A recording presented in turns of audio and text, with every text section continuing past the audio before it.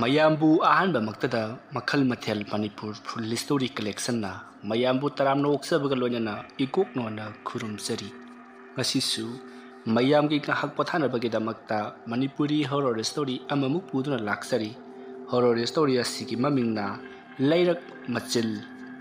ꯋꯥꯔꯤ ꯑꯁꯤꯅ ꯍꯤꯡꯂꯤꯕ ꯑꯃꯗꯤ ꯂꯩꯈꯤꯗ꯭ꯔꯕ ꯀꯅꯥꯒꯨꯝꯕ ꯀꯅꯥꯒꯨꯝꯕꯤ ꯑꯃꯠꯇꯒ ꯃꯔꯤ ꯂꯩꯅꯖꯗꯦ꯫ ꯑꯏꯕꯅ ꯋꯥꯈꯜꯅ ꯁꯥꯒꯠꯆꯔꯒ ꯇꯥꯕꯤꯔꯤꯕ ꯄꯨꯝꯅꯃꯛꯀꯤ ꯉꯥꯏꯍꯥꯛ ꯄꯣꯊꯥꯅꯕꯒꯤꯗꯃꯛꯇ ꯁꯦꯝꯖꯕ ꯋꯥꯔꯤꯅꯤ꯫ ꯍꯧꯖꯤꯛ ꯃꯌꯥꯝꯗ ꯈꯨꯗꯣꯜ ꯇꯝꯖꯔꯤ ꯃꯅꯤꯄꯨꯔꯤ ꯍꯣꯔꯔ ꯁ꯭ꯇꯣꯔꯤ ꯂꯩꯔꯛ ꯃꯆꯤꯜ꯫ ꯃꯇꯝꯗꯨ ꯀꯥꯂꯦꯟ ꯊꯥ ꯆꯪꯉꯛꯄꯒꯤ ꯈꯔ ꯁꯥꯕ ꯍꯧꯒꯠꯂꯛꯄ ꯃꯇꯝꯅꯤ꯫ ꯔꯣꯃꯦꯁ, ꯃꯤꯈꯨ ꯑꯃꯗꯤ ꯕꯣꯕꯣꯏ ꯃꯈꯣꯏ ꯃꯃꯥꯟꯅꯕ ꯑꯍꯨꯝꯁꯤ ꯌꯥꯝꯅ ꯂꯨꯅ ꯇꯤꯟꯅꯕ ꯃꯃꯥꯟꯅꯕ ꯉꯥꯛꯇꯅꯤ꯫ ꯔꯣꯃꯦꯁ ꯇꯤꯟꯒꯤ ꯂꯥꯏꯀꯤꯗꯕ ꯑꯃꯗꯤ ꯂꯥꯏ ꯇꯤꯟꯕꯨ ꯀꯌꯥ ꯊꯥꯖꯗꯕ ꯃꯤꯑꯣꯏ ꯑꯃ ꯑꯣꯏꯅ ꯍꯧꯔꯛꯏ꯫ ꯑꯗꯨꯒ ꯃꯤꯈꯨ ꯑꯃꯗꯤ ꯕꯣꯕꯣꯏꯗꯤ ꯂꯥꯏ ꯇꯤꯟꯕꯨ ꯀꯔꯥ ꯍꯦꯟꯖꯟꯅ ꯊꯥꯖꯕ ꯅꯠꯇ꯭ꯔꯒꯁꯨ ꯈꯔ ꯃꯈꯩꯗꯤ ꯊꯥꯖꯕ ꯏꯃꯨꯡꯗ ꯍꯧꯔꯛꯄ ꯃꯤꯑꯣꯏ ꯑꯣꯏꯕꯅ ꯈꯔꯗꯤ ꯑꯗꯨꯃꯛ ꯀꯤꯕ ꯃꯤꯑꯣꯏꯁꯤꯡꯅꯤ꯫ ꯈꯨꯜ ꯑꯗꯨꯗ ꯂꯩꯔꯤꯕ ꯆꯥꯎꯔꯕ ꯂꯥꯏꯕꯨꯡ ꯑꯗꯨ ꯍꯟꯗꯛꯀꯤ ꯊꯥ ꯑꯁꯤꯗ ꯁꯣꯏꯗꯅ ꯍꯔꯥꯎꯔꯒꯅꯤ ꯍꯥꯏꯕ ꯄꯥꯎ ꯑꯁꯤ ꯔꯣꯃꯦꯁ, ꯃꯤꯈꯨ ꯑꯃꯗꯤ ꯕꯣꯕꯣꯏ ꯃꯈꯣꯏꯁꯨ ꯇꯥꯔꯤ꯫ ꯂꯥꯏ ꯍꯔꯥꯎꯔꯒꯅꯤ ꯍꯥꯏꯕ ꯇꯥꯕ ꯑꯁꯤꯗ ꯃꯈꯣꯏꯁꯤꯡ ꯑꯗꯣ ꯌꯥꯝꯅ ꯍꯔꯥꯎꯖꯔꯤ꯫ ꯃꯈꯣꯏ ꯂꯥꯏ ꯍꯔꯥꯎꯕꯒꯤ ꯖꯒꯣꯏ ꯁꯥꯅꯤꯡꯕꯒꯤ ꯅꯠꯇꯦ,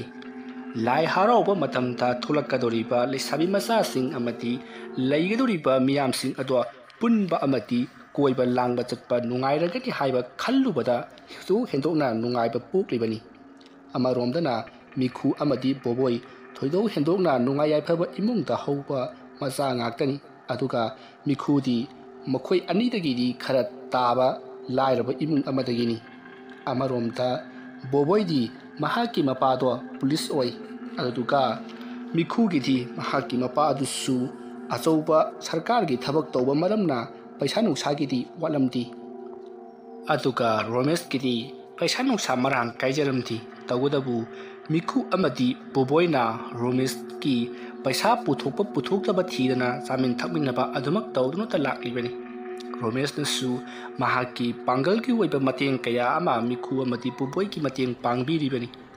ꯃꯇꯧ ꯑꯁꯨꯝꯅ ꯃꯈꯣꯏ ꯃꯃꯥꯟꯅꯕ ꯑꯍꯨꯝꯗꯣ ꯌꯥꯝꯅ ꯅꯨꯡꯉꯥꯏꯅ ꯂꯥꯏ ꯍꯔꯥꯎꯕꯒꯤ ꯊꯧꯔꯝ ꯑꯗꯨꯅ ꯂꯥꯛꯄꯗꯨꯗ ꯌꯥꯝꯅ ꯍꯔꯥꯎꯖꯔꯤ꯫ ꯑꯁꯨꯝ ꯃꯇꯝ ꯑꯗꯨ ꯍꯧꯈꯤꯕꯅ ꯍꯧꯖꯤꯛꯇꯤ ꯂꯥꯏ ꯍꯔꯥꯎꯕꯁꯨ ꯍꯧꯔꯛꯂꯦ꯫ ꯂꯥꯏ ꯍꯔꯥꯎꯕꯗꯣ ꯌꯥꯝꯅ ꯅꯨꯡꯉꯥꯏꯅ ꯈꯨꯜ ꯑꯗꯨꯒꯤ ꯃꯤꯌꯥꯝ ꯄꯨꯝꯅꯃꯛ ꯁꯔꯨꯛ ꯌꯥꯗꯨꯅ ꯌꯥꯝꯅ ꯅꯨꯡꯉꯥꯏꯅ ꯆꯠꯊꯔꯤ꯫ ꯔꯣꯃꯦꯁ, ꯃꯤꯈꯨ ꯑꯃꯗꯤ ꯕꯣꯕꯣꯏ ꯃꯈꯣꯏ ꯑꯍꯨꯝꯁꯨ ꯌꯥꯝꯅ ꯅꯨꯡꯉꯥꯏꯅ ꯂꯥꯏ ꯍꯔꯥꯎꯕ ꯑꯗꯨꯗ ꯌꯥꯎꯔꯔꯤ꯫ ꯑꯁꯨꯝ ꯂꯥꯏ ꯍꯔꯥꯎꯔꯛꯄꯅ ꯍꯧꯖꯤꯛꯇꯤ ꯈꯨꯜ ꯑꯗꯨꯒꯤ ꯃꯤꯌꯥꯝ ꯄꯨꯝꯅꯃꯛ ꯑꯗꯨꯁꯨ ꯌꯥꯝꯅ ꯍꯔꯥꯎ ꯃꯊꯣꯏ ꯀꯥꯅꯔꯤ꯫ ꯌꯥꯝꯅ ꯅꯨꯡꯉꯥꯏꯇꯕ ꯑꯃꯗꯤ ꯑꯉꯛꯄ ꯑꯃ ꯍꯥꯏꯔꯒꯗꯤ ꯂꯥꯏ ꯍꯔꯥꯎꯕꯒꯤ ꯊꯧꯔꯝ ꯍꯧꯗ꯭ꯔꯤꯉꯩꯒꯤ ꯑꯌꯨꯛꯀꯤ ꯃꯇꯝꯗ ꯃꯥꯏꯕꯤ ꯂꯩꯃꯥꯡ ꯐꯝꯕꯗ ꯈꯨꯜ ꯑꯁꯤꯗ ꯑꯃꯨꯛꯇ ꯊꯣꯛꯈꯤꯗ꯭ꯔꯤꯕ ꯃꯑꯣꯡꯗ ꯂꯥꯏ ꯇꯤꯟꯒꯤ ꯑꯣꯏꯕ ꯊꯕꯛ ꯈꯔ ꯊꯣꯛꯀꯗꯧꯔꯤ꯫ ꯏꯋꯣꯏ ꯅꯤꯄꯥ ꯃꯆꯥ ꯑꯃ ꯁꯣꯏꯗꯅ ꯑꯋꯥꯐꯝꯗ ꯇꯥꯔꯒꯅꯤ ꯍꯥꯏꯕ ꯋꯥꯐꯝ ꯐꯣꯡꯗꯣꯛꯈꯤꯕ ꯂꯩꯔꯕꯅꯤ꯫ ꯑꯗꯨꯕꯨ ꯈꯨꯜꯒꯤ ꯃꯤꯌꯥꯝ ꯑꯗꯨꯅ ꯊꯣꯏꯗꯣꯛ ꯍꯦꯟꯗꯣꯛꯅꯗꯤ ꯂꯨꯅ ꯈꯟꯅꯔꯨꯗꯦ꯫ ꯃꯁꯤꯒꯤ ꯃꯇꯨꯡ ꯍꯧꯖꯤꯛꯇꯤ ꯂꯥꯏ ꯍꯔꯥꯎꯕ ꯑꯗꯨꯁꯨ ꯂꯣꯏꯁꯤꯜꯂꯛꯂꯤ꯫ ꯂꯥꯏꯔꯣꯏ ꯅꯨꯃꯤꯠꯅꯤ꯫ ꯔꯣꯃꯦꯁ, ꯃꯤꯈꯨ, ꯕꯣꯕꯣꯏ ꯃꯈꯣꯏ ꯑꯍꯨꯝꯗꯣ ꯂꯥꯏꯔꯣꯏ ꯌꯦꯡꯅꯅꯕꯒꯤꯗꯃꯛꯇ ꯂꯥꯏꯕꯨꯡ ꯑꯗꯨꯗ ꯂꯥꯛꯂꯤ꯫ ꯈꯨꯜꯒꯤ ꯃꯤꯌꯥꯝꯁꯤꯡ ꯑꯗꯨꯁꯨ ꯂꯣꯏꯅꯃꯛ ꯇꯤꯜꯂꯔꯤ꯫ ꯃꯇꯧ ꯑꯁꯨꯝꯅ ꯂꯥꯏꯔꯣꯏꯒꯤ ꯊꯧꯔꯝ ꯑꯗꯣ ꯑꯁꯨꯝ ꯃꯈꯥ ꯆꯠꯊꯔꯛꯄꯅ ꯍꯧꯖꯤꯛꯇꯤ ꯃꯌꯥꯏꯋꯥꯏ ꯆꯟꯁꯤꯜꯂꯛꯂꯤ꯫ ꯑꯗꯨꯒ ꯂꯥꯏꯔꯣꯏ ꯑꯗꯨꯕꯨ ꯌꯦꯡꯂꯝꯕ ꯃꯤ ꯃꯈꯩꯁꯨ ꯃꯊꯪ ꯂꯣꯏꯅ ꯍꯟꯅꯈꯤꯗꯨꯅ ꯍꯧꯖꯤꯛꯇꯤ ꯃꯤ ꯏꯌꯥꯝ ꯌꯥꯝꯁꯜꯂꯛꯇ꯭ꯔꯤ꯫ ꯅꯨꯔꯥꯕꯤ ꯁꯥꯔꯤꯕ ꯃꯈꯣꯏ ꯇꯔꯦꯠꯁꯤꯡ ꯑꯗꯨꯒꯤ ꯃꯔꯤ ꯃꯇꯥ ꯈꯛꯇꯃꯛ ꯉꯥꯏꯍꯧꯔꯦ꯫ ꯃꯁꯤꯗꯒꯤꯗꯤ ꯃꯤꯈꯨ ꯑꯃꯗꯤ ꯕꯣꯕꯣꯏꯅ ꯔꯣꯃꯦꯁꯇ ꯃꯌꯨꯝꯗ ꯍꯟꯅꯅꯕꯒꯤꯗꯃꯛꯇ ꯍꯥꯏꯔꯤ꯫ ꯑꯗꯨꯕꯨ ꯔꯣꯃꯦꯁꯅ ꯉꯥꯏꯍꯥꯛ ꯀꯣꯟꯊꯈꯤꯁꯤ, ꯂꯥꯏꯔꯣꯏ ꯍꯥꯏꯕꯁꯦ ꯀꯔꯝꯍꯥꯏꯅ ꯂꯣꯏꯁꯤꯟꯒꯦ ꯍꯥꯏꯕꯗꯨ ꯑꯃꯨꯛꯇ ꯐꯥꯎꯕ ꯎꯗ꯭ꯔꯤ, ꯑꯗꯨꯅ ꯂꯥꯏ ꯂꯣꯏꯕ ꯐꯥꯎꯕ ꯌꯦꯡꯈꯤꯁꯤ ꯍꯥꯏꯔꯤ꯫ ꯑꯗꯨꯕꯨ ꯃꯤꯈꯨ ꯑꯃꯗꯤ ꯕꯣꯕꯣꯏꯗꯤ ꯃꯌꯨꯝꯗ ꯍꯟꯖꯤꯟꯕ ꯊꯦꯡꯂꯦ, ꯑꯗꯨꯅ ꯀꯣꯟꯅ ꯇꯞꯅ ꯌꯦꯡꯉꯁꯤ, ꯉꯁꯤꯒꯤꯗꯤ ꯆꯠꯂꯁꯤ ꯍꯥꯏꯗꯨꯅ ꯌꯥꯝꯅ ꯀꯟꯅ ꯇꯛꯂꯤ꯫ ꯑꯗꯨꯕꯨ ꯔꯣꯃꯦꯁꯅ ꯌꯥꯕ ꯀꯧꯕ ꯂꯩꯇ꯭ꯔꯦ꯫ ꯃꯁꯤꯗꯒꯤꯗꯤ ꯃꯤꯈꯨ ꯑꯃꯗꯤ ꯕꯣꯕꯣꯏꯅ ꯐꯔꯦ ꯑꯗꯨꯗꯤ ꯑꯩꯈꯣꯏ ꯆꯠꯂꯝꯃꯒꯦ, ꯅꯍꯥꯛ ꯂꯥꯏ ꯑꯁꯦ ꯂꯣꯏꯁꯤꯜꯂꯕ ꯃꯇꯨꯡꯗ ꯂꯩꯔꯤꯕ ꯃꯤꯌꯥꯝꯁꯤꯡ ꯑꯁꯤꯒ ꯂꯣꯏꯅꯅ ꯌꯨꯝꯂꯣꯝꯗ ꯄꯨꯟꯅ ꯍꯟꯃꯤꯟꯅꯔꯛꯂꯣ, natomta lakpadi tawganu haramlaga miku amadi boboi mayum lomda hankre Romesh tawriba singado asum yengduna leiri haujikti lai adusu loisalle matamdo ahingi matam loisallatuna nungalamdaigi pung ohum khara helaklabani asumna helaklaba matam adutta Romesh mayumda hanjin kinanaba kana amatta leitri mahaka lakminaba marup sing adusu mangjongnana hanana chitkrabani aduduga haujik lehoriba miyoi sing adudi mahaka lambi amata manade masidagiti Romesh karisu khanjalludana mahak mayum lomda matomta lakli mahana sum lakpa matamda mahaki masada aki tujungba kharadi phauri mayam sing adudi magi lerak lomda loina makchana krai Romesh makhoi ke lerak masil adutta parapar asum lakli asumna asum matomta lakpa matamda mahake matungda kanagumba ama inarakpadawna short laubagi makholama tarakti khonjel adu tabada Romeshna kana wairaba jatno tungda inarakibasibo haiduna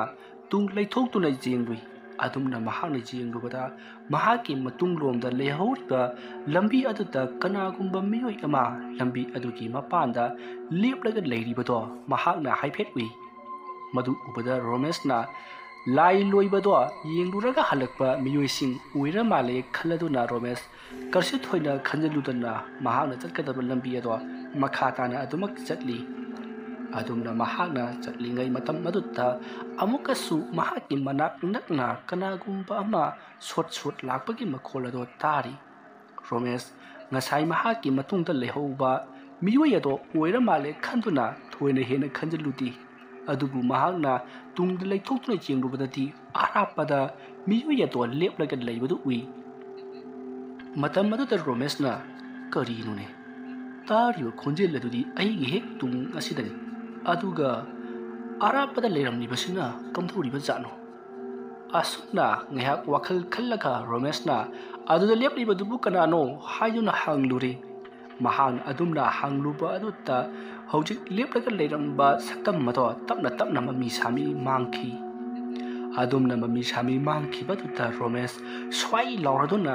mayum jawna ba parap selakhi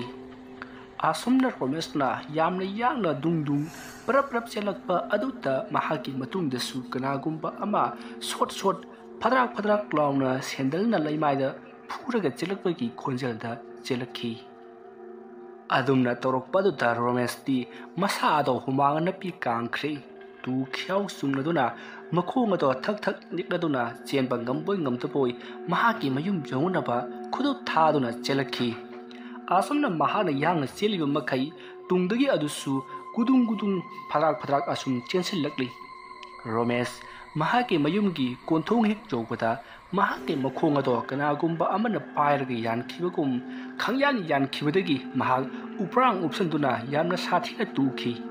adumna tubaduta mahaki khuru aduna laimaida phujilli aduga mahaki mathabakna su laimaida phujilli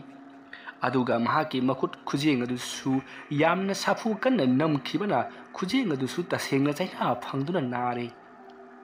Romesh torliba mugong aduda mahakna naman khibana kanna lauraga tunglomda handuna yengruba matamdadi kanasu leramkhidi matamaruda Romeshna akoiba aduta koilei leiduna jengi adubu kanasu udaba aduta Romeshna mahake yumgi mama papa sing ado taranabagidamagta yamna kanna kaukhi Romeshna atumna kanna lawagi khonjal amadi kanna kaubagi khonjal adu tabada Romesh ki mapa amadi mahaki mama do thurakli hobi chenthorokko matamda Romeshna konthongi wangma aduta tharo olaga leiribadu ubada Romesh ke mapa tomba amadi mama lehau chensillaktuna kari torobuge nangbo haiduna hangli matam aduda Romeshna mahaki matungda kanano ama tanarai adu aina yenglubu matamdadi hektamak leiramde haiduna mamaga mapagada pawado tamli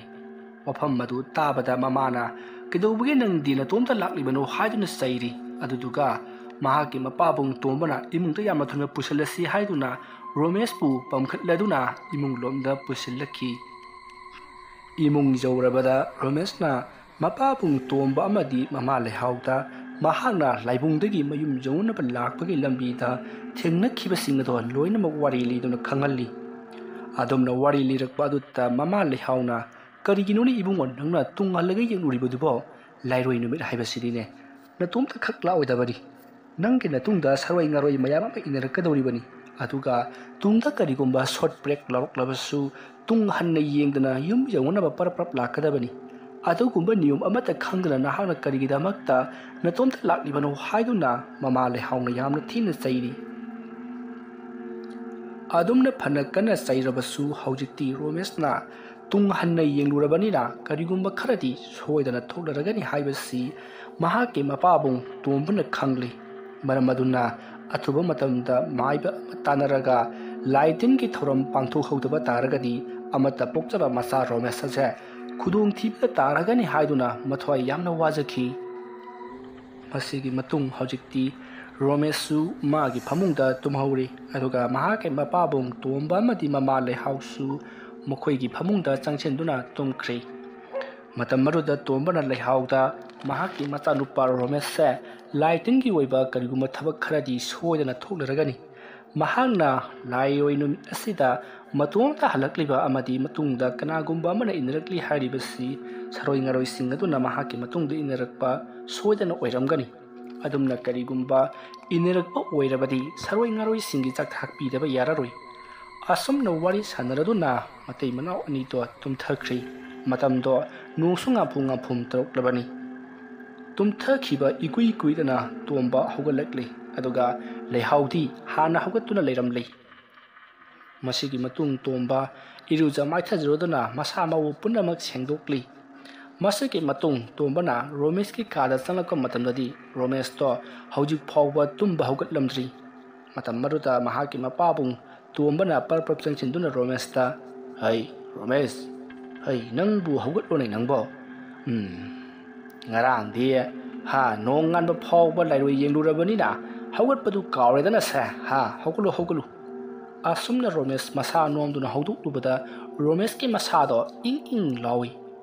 Tomba Masado Swai Lawi Mastegi di Tomana Iba Bakana Masanupa Romespu Hanjin Kauduna Masa Nomi Matam Aduta Mahaki Luinabi Lehausu Sensilatuna Karitorobagi Haiduna Hangli Romes Hoi Mai Amata Haidana Masado Trick in Bamakai Tumina Leramba Aduta Tomba Madi Lehau Pakat Bana Loiri Matamadu the Tombana Romesa Sor Holibera Haiduna Ying Madadi Swerba Woody Holy Masidiki Tombana Romes Pumasano Duna Namdana Hautu Podagi Romes Masado Yamna Queen Sword Ting Lubaki Matogum Swordos Hanga Sing Silaga Tabet Honduna Mahaki Mapabung Tomba Madi Mama Lehau the Ying the E Adumna Torok Paduta Lehauna Kari Torobagin Nampo Haiduna Romesta Hangi Matam Ada Romesna Ima Aigi Mangduda Aisi Lai Mayamna Quitting Singlaga Purami Lai Amana Hai Maka Mai Gada Pugani Hai Lai Amana Hai Nukchuk Mai Gada Pugani Hai Mukwina I say Quitting Singlavada I say Kayaki Mati Wakrava Lai Singado Urubada I Kima Isase Kainuma Tokibani Aduga Aina Arapada Imaga Babunga Leplaga Labadu Babunga Imagan Aigi Iraka Sangpagi Mahuta Moiki Manaktam the Chel O Haiduna Katuna Kori Ardaki I Nukuyaniki Nanaktamna Chelakibani Masidaki day Mikam Trok Ibasini Asomna Wari Lirak Paduta Tombana Pare Hausikan Hak Yasu Lakli Nasado Ingmana Sulori Leho Tori Carino country Mai Tipper Corpora Carino Torga Leramo Aine Ai Amaiba Mutan Koruki go Hai Mama Anaxi Chicken Senaram Asum Hiram Laga Mahaki Haibadi Romeski Mapabung Tumbado Amaiba who Koruni Haiduna Sakri Lehauna Romes to Masado Kayamuk Yam the Inglibano Haiduna Yini Adobu Masado Kahene England Leramba Maramna Romes to Mahana May Hogat Piduna May Tiklula or Haiduna Koksinduna May Tigali Sagalagaba Matam Maduda Asumna Haujiti Tomado Amaiba Adwaki Mayumda Lakpana Amaiba Jotin Gimayum Jorokli Matam Maruda Tomana Amaiba Jotilbu Tuina Kauri ꯑꯗꯨꯝꯅ ꯍꯟꯖꯤꯟ ꯍꯟꯖꯤꯟ ꯀꯧꯔꯛꯄ ꯑꯗꯨꯗ ꯖꯣꯇꯤꯟꯁꯨ ꯇꯥꯔꯗꯨꯅ ꯃꯄꯥꯟꯂꯣꯝꯗ ꯊꯣꯔꯛꯂꯤ ꯑꯗꯨꯗꯨꯒ ꯇꯣꯝꯆꯥ ꯅꯪꯗꯤ ꯀꯩꯗꯧꯕ ꯂꯥꯛꯂꯤꯕꯅꯣꯅꯦ ꯄꯥꯕꯨꯡ ꯑꯩ ꯇꯣꯝꯆꯥ ꯅꯠꯇꯦ ꯇꯣꯝꯕꯅꯤ ꯑꯣ ꯍꯣꯏꯅꯦ ꯃꯤꯠꯁꯤꯅ ꯀꯩ ꯌꯥꯁꯤꯜꯂꯛꯇꯕꯒ ꯑꯩ ꯇꯣꯝꯆꯥ ꯅꯪꯒ ꯇꯣꯝꯕ ꯅꯪꯒ ꯇꯣꯝꯆꯥꯒꯁꯤ ꯐꯥꯏꯕꯣꯛ ꯑꯣꯏꯅ ꯇꯧꯒꯗ꯭ꯔꯅ ꯅꯁꯛꯁꯤ ꯏꯃꯥꯟ ꯃꯥꯟꯅꯩꯅꯦꯍꯦ ꯍꯣꯏ ꯑꯗꯨꯕꯨꯗꯤ ꯆꯨꯝꯕ ꯑꯣꯖꯥ ꯑꯗꯣ ꯑꯩꯒꯤ ꯏꯌꯥꯝꯕ ꯇꯣꯝꯆꯥꯗꯤ ꯏꯝꯐꯥꯜꯗ ꯂꯩꯈ꯭ꯔꯕꯗꯨꯗꯤ ꯍꯣꯏꯅꯦ ꯑꯗꯨꯕꯨꯗꯤ ꯆꯨꯝꯕ ꯑꯗꯣ ꯅꯪꯅ ꯂꯥꯛꯄꯕꯨ ꯀꯔꯤꯒꯤꯅꯤꯅ ꯀꯔꯤ ꯍꯥꯏꯕꯅꯣ ꯑꯗꯨꯝꯅ ꯍꯪꯂꯛꯄ ꯑꯗꯨꯗ ꯇꯣꯝꯕꯅ ꯃꯍꯥꯛꯀꯤ ꯃꯆꯥꯅꯨꯄꯥꯗꯣ ꯍꯧꯖꯤꯛ ꯑꯣꯏꯍꯧꯔꯤꯕ ꯐꯤꯕꯝ ꯑꯗꯨꯒꯤ ꯃꯇꯥꯡꯗ ꯖꯣꯇꯤꯟꯗ ꯋꯥꯔꯤ ꯂꯤꯗꯨꯅ ꯈꯪꯍꯜꯂꯤ ꯑꯗꯨꯝꯅ ꯈꯪꯍꯜꯂꯛꯄ ꯑꯗꯨꯗ ꯑꯃꯥꯏꯕ ꯖꯣꯇꯤꯟꯅ ꯉꯥꯏꯍꯥꯛ ꯋꯥꯈꯜ ꯇꯧꯔꯒ ꯃꯥꯒꯤꯗꯣ ꯁꯥꯔꯣꯏ ꯉꯥꯔꯣꯏ ꯑꯣꯛꯅꯕ ꯁꯣꯏꯗꯅ ꯑꯣꯏꯔꯝꯒꯅꯤ ꯂꯥꯏꯔꯣꯏ ꯅꯨꯃꯤꯠꯇ ꯑꯗꯨꯝꯅ ꯃꯇꯣꯝꯇ ꯍꯜꯂꯛꯄ ꯍꯥꯏꯕꯁꯤ ꯇꯈꯛ ꯇꯧꯔꯣꯏꯗꯕꯅꯤꯀꯣ ꯑꯗꯨꯒ ꯃꯍꯥꯛꯀꯤ ꯈ꯭ꯋꯥꯏꯗꯒꯤ ꯑꯁꯣꯏꯕꯅ ꯇꯨꯡ ꯍꯟꯗꯨꯅ ꯌꯦꯡꯂꯨꯕꯗꯣ ꯑꯗꯨꯅ ꯃꯥꯒꯤ ꯑꯁꯣꯏꯕꯅꯤ ꯅꯪꯒꯤ ꯅꯌꯥꯝꯕ ꯇꯣꯝꯆꯥꯗꯨꯁꯨ ꯑꯁꯨꯝꯅ ꯂꯥꯏ ꯇꯤꯟ ꯑꯣꯛꯅꯕꯒꯤ ꯊꯧꯔꯝ ꯑꯃ ꯇꯧꯈꯤꯕꯗꯒꯤ ꯃꯥꯅ ꯈꯨꯡꯒꯪꯗ ꯂꯩꯔꯔꯣꯏ ꯍꯥꯏꯗꯅ ꯏꯝꯐꯥꯜꯗ ꯌꯨꯝ ꯍꯣꯡꯂꯒ ꯂꯩꯈꯤꯕꯅꯤꯗꯅ ꯐꯔꯦ ꯑꯩꯅ ꯂꯥꯛꯂꯒꯅꯦ ꯀꯔꯤꯅꯣ ꯍꯥꯏꯕꯗꯨ ꯌꯦꯡꯂꯒ ꯑꯗꯨꯗ ꯈꯪꯂꯔꯒꯅꯤ ꯀꯔꯤꯒꯨꯝꯕꯗ ꯂꯥꯏꯔꯣꯏ ꯅꯨꯃꯤꯠꯀꯤ ꯁꯥꯔꯣꯏ ꯉꯥꯔꯣꯏ ꯑꯣꯛꯅꯕ ꯑꯣꯏꯔꯝꯂꯕꯗꯤ ꯄꯥꯛ ꯍꯦꯛ ꯐꯔꯣꯏꯗꯧꯔꯤꯕꯅꯤ ꯂꯥꯏ ꯇꯤꯟꯒꯤ ꯊꯧꯔꯝꯁꯤ ꯑꯣꯊꯣꯛꯅ ꯌꯥꯝꯅ ꯆꯪꯒꯗꯧꯔꯤꯕ ꯖꯥꯠꯅꯤ ꯐꯔꯦ ꯐꯤꯔꯣꯟꯁꯦ ꯑꯃꯨꯛꯇ ꯍꯣꯡꯗꯣꯛꯂꯨꯈꯤꯒꯦ ꯅꯪ ꯉꯥꯏꯍꯥꯛꯇꯪ ꯉꯥꯏꯔꯝꯃꯣꯀꯣ ꯑꯁꯨꯝꯅ ꯍꯥꯏꯔꯝꯂꯒ ꯖꯣꯇꯤꯟ ꯏꯃꯨꯡꯗ ꯄꯔꯞ ꯆꯪꯈ꯭ꯔꯤ ꯑꯗꯨꯒ ꯃꯐꯤ ꯃꯔꯣꯟ ꯍꯣꯡꯗꯣꯛꯂꯕ ꯃꯇꯨꯡꯗ ꯈꯥꯎ ꯑꯃ ꯄꯥꯏꯔꯗꯨꯅ ꯃꯌꯨꯝꯗꯒꯤ ꯄꯔꯞ ꯊꯣꯔꯛꯂꯤ ꯑꯁꯨꯝꯅ ꯊꯣꯛꯂꯛꯂꯤꯕ ꯑꯗꯨ ꯇꯣꯝꯕꯅꯁꯨ ꯎꯔꯗꯨꯅ ꯖꯣꯇꯤꯟ ꯑꯃꯗꯤ ꯃꯈꯣꯏꯗꯤ ꯄꯔꯞ ꯇꯣꯝꯕꯒꯤ ꯌꯨꯝ ꯇꯝꯅ ꯂꯥꯛꯂꯤ ꯂꯝꯕꯤꯗ ꯆꯠꯅ ꯖꯣꯇꯤꯟꯅ ꯇꯣꯝꯕꯗ ꯉꯥꯏꯈꯣꯅꯦ ꯅꯪꯒꯤ ꯅꯌꯥꯝꯕ ꯇꯣꯝꯆꯥꯗꯨꯗꯤ ꯅꯈꯣꯏꯗꯒꯤ ꯂꯥꯛꯈꯤꯗ꯭ꯔꯕ꯭ꯔꯣ ꯍꯣꯏ ꯑꯣꯖꯥ ꯂꯥꯛꯈꯤꯗ꯭ꯔꯦ ꯃꯍꯥꯛꯅ ꯈꯨꯜ ꯑꯁꯤꯗ ꯂꯥꯛꯈꯤꯗꯕꯒꯤ ꯃꯔꯝꯁꯤ ꯂꯥꯏ ꯇꯤꯟ ꯑꯣꯛꯅꯕꯗꯨ ꯉꯥꯛꯇ ꯅꯠꯇꯦꯅꯤ ꯃꯔꯝ ꯆꯥꯎꯅ ꯂꯩꯈ꯭ꯔꯄꯅꯤ ꯃꯔꯝꯁꯤꯡꯗꯨ ꯅꯈꯣꯏꯗꯤ ꯈꯪꯗꯔꯦꯅꯦꯀꯣ ꯏꯄꯨ ꯑꯩꯅ ꯈꯪꯖꯕ ꯑꯃꯗꯤ ꯂꯩꯈꯤ ꯀꯔꯤ ꯈꯪꯉꯤꯕ ꯅꯪꯅ ꯃꯍꯥꯛꯅ ꯈꯨꯜ ꯑꯁꯤꯒꯤ ꯂꯥꯏꯕꯨꯡꯗ ꯂꯥꯏ ꯁꯥꯟꯅꯕꯒꯤ ꯊꯧꯔꯝ ꯑꯃ ꯇꯧꯈꯤꯅ ꯍꯥꯏ ꯑꯗꯨꯗꯒꯤ ꯃꯉꯣꯟꯗ ꯂꯥꯏ ꯑꯗꯨ ꯆꯪꯕꯗꯒꯤ ꯌꯥꯝꯅ ꯊꯤꯅ ꯑꯣꯠꯅꯩꯈꯤꯅ ꯍꯥꯏ ꯑꯗꯒꯤ ꯃꯥꯁꯤ ꯀꯤꯗꯨꯅ ꯈꯨꯜ ꯑꯁꯤ ꯊꯥꯗꯣꯛꯂꯒ ꯆꯠꯈꯤꯕꯅꯦꯅ ꯍꯥꯏ ꯑꯗꯨꯅꯤꯅꯦ ꯃꯇꯥꯡ ꯃꯇꯝ ꯆꯥꯗꯅ ꯂꯥꯏ ꯁꯥꯟꯅꯔꯕꯗꯤ ꯑꯋꯥꯕ ꯅꯪꯕꯖꯥꯠꯅꯤ ꯑꯁꯨꯝꯅ ꯋꯥꯔꯤ ꯋꯥꯇꯥꯏ ꯁꯥꯟꯅ ꯂꯥꯛꯄꯅ ꯍꯧꯖꯤꯛꯇꯤ ꯇꯣꯝꯕꯒꯤ ꯃꯌꯨꯝ ꯌꯧꯁꯤꯜꯂꯛꯂꯤ ꯖꯣꯇꯤꯟꯅ ꯇꯣꯝꯕꯒꯤ ꯃꯌꯨꯝ ꯑꯗꯨꯗ ꯌꯦꯡꯕ ꯃꯇꯝꯗ ꯌꯨꯝ ꯑꯗꯨꯒꯤ ꯑꯀꯣꯏꯕꯗ ꯀꯔꯤꯒꯨꯝꯕ ꯈꯔ ꯎꯕꯒꯨꯝ ꯖꯣꯇꯤꯟꯅ ꯏꯃꯥ ꯏꯄꯦꯝꯃ ꯑꯃꯈꯛ ꯑꯅꯤꯈꯛꯀ ꯅꯠꯇꯦꯅꯦ ꯇꯧꯔꯤꯁꯤ ꯑꯣꯟꯊꯣꯛꯅꯁꯨ ꯌꯥꯝꯅ ꯇꯤꯜꯂꯦꯗꯀꯣ ꯏꯕꯨꯡꯉꯣ ꯇꯣꯝꯕ ꯏꯄꯨ ꯅꯪꯒꯤ ꯅꯆꯥꯅꯨꯄꯥꯁꯤꯕꯣ ꯈꯔ ꯂꯨꯒꯗꯧꯔꯤ ꯂꯩꯔꯤꯕ ꯂꯥꯏꯌꯥꯝꯁꯤꯡ ꯑꯁꯤꯒꯤ ꯆꯥꯛꯊꯥꯛ ꯄꯤꯕ ꯍꯣꯠꯅꯕꯗ ꯅꯈꯣꯏꯗꯤ ꯑꯣꯟꯊꯣꯛꯅꯕꯨ ꯋꯥꯔꯛꯏꯅꯤꯗ ꯑꯗꯨꯕꯨꯅꯦ ꯀꯠꯇꯕꯗꯤ ꯌꯥꯗꯦ ꯇꯧꯗꯕꯗꯤ ꯌꯥꯗꯦ ꯅꯪꯒꯤ ꯅꯆꯥꯅꯨꯄꯥꯗꯣ ꯀꯟꯗꯕꯗꯤ ꯌꯥꯗꯕꯅꯤꯅꯀꯣ ꯍꯣꯏ ꯃꯥꯅꯤ ꯏꯄꯨ ꯑꯃꯥꯏꯕ ꯑꯗꯣ ꯑꯩꯒꯤ ꯏꯆꯥꯅꯨꯄꯥꯒꯤ ꯃꯅꯥꯛꯇ ꯆꯪꯂꯨꯒꯗ꯭ꯔꯥ ꯆꯪꯒꯗꯧꯔꯤꯕꯅꯤ ꯁꯦ ꯏꯃꯨꯡꯗꯒꯤ ꯏꯁꯤꯡ ꯑꯁꯦꯡꯕ ꯈꯔ ꯄꯨꯊꯣꯔꯛꯎ ꯑꯗꯨꯗꯨꯒꯅꯦ ꯁꯤꯒꯤ ꯑꯩꯅ ꯁꯤꯗ ꯖꯒꯣꯔ ꯀꯣꯔꯤꯕ ꯁꯨꯃꯥꯡꯒꯤ ꯃꯐꯝ ꯑꯁꯤꯗ ꯏꯁꯤꯡ ꯑꯗꯨ ꯄꯣꯔꯛꯇꯨꯅ ꯊꯝꯒꯗꯕꯅꯤ ꯅꯪꯅ ꯏꯃꯨꯡꯗ ꯍꯦꯛ ꯆꯪꯈꯤꯕꯒ ꯑꯩꯗꯤ ꯋꯥ ꯉꯥꯡꯉꯔꯣꯏꯗꯕꯅꯤ ꯑꯗꯨꯅ ꯑꯩꯅ ꯖꯒꯣꯔ ꯀꯣꯔꯤꯕ ꯑꯁꯤꯗ ꯅꯍꯥꯛꯅ ꯅꯁꯥꯅ ꯈꯪꯅ ꯏꯁꯤꯡ ꯑꯗꯨ ꯄꯨꯊꯣꯔꯛꯂꯒ ꯃꯐꯝ ꯑꯁꯤꯗ ꯊꯝꯒꯗꯕꯅꯤꯀꯣ ꯃꯁꯤꯗ ꯊꯝꯗ꯭ꯔꯤ ꯐꯥꯎꯕꯗꯤ ꯑꯩꯅ ꯅꯉꯣꯟꯗ ꯀꯔꯤꯝꯇ ꯇꯥꯛꯄꯁꯨ ꯌꯥꯔꯣꯏꯗꯣ ꯑꯗꯨꯗꯨꯒ ꯑꯩꯅ ꯋꯥ ꯉꯥꯡꯕꯁꯨ ꯌꯥꯔꯣꯏ ꯐꯔꯦ ꯏꯁꯤꯡꯗꯣ ꯂꯧꯊꯣꯛꯂꯨꯔꯣ ꯑꯗꯨꯒ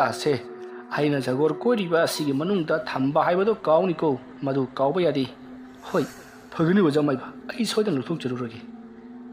ꯑꯁꯨꯝꯅ ꯍꯥꯏꯔꯝꯂꯒ ꯇꯣꯝꯕ ꯏꯃꯨꯡꯗ ꯄꯔꯞ ꯆꯪꯈꯤ ꯃꯍꯥꯛꯅ ꯏꯃꯨꯡꯂꯣꯝꯗ ꯄꯔꯞ ꯆꯪꯂꯛꯄ ꯃꯇꯝꯗ ꯃꯍꯥꯛꯀꯤ ꯂꯣꯏꯅꯕꯤ ꯂꯩꯍꯥꯎ ꯑꯃꯗꯤ ꯃꯆꯥꯅꯨꯄꯥ ꯔꯣꯃꯦꯁ ꯃꯩ ꯇꯦꯛꯇꯨꯅ ꯂꯩꯔꯝꯂꯤ ꯃꯗꯨ ꯎꯕꯗ ꯇꯣꯝꯕꯅ Kalian tha changaklaba matam sagalaklaba matam masida namana sana mai tikliba sibu nakhoi ani sibu khagara su ngawro adum na haibada lehauna haima inglapagi tikni ni kaino ha aikoina khomang sorga mai si tingdala tikodi na tiaiba mai akoina ti se ingbagi ni ingbagi hoine ingbagi bude tu di ai su khangini ada kalian tha changaklaba matam masida nakhoi ingibodugi maramdi leitabani ma as yarese wari ngang de lebiganu mai bai bai tu pulak da bro hoi hei mapan da lehori bani ana khoyu tholok loko asumna hairam laga tomba ising adu puduna mapa langda para thokse madugi matung tombana ising ado ngasai jutin na haikiba mafam madu ta thamlei masidagi ti jutin na ising adu ta para changchinduna lewa khare soli aduga mahangna kona do tapna paikhatle arduga mahangna kona dugi ising do lokhatlaga khik akoi bado khikdokli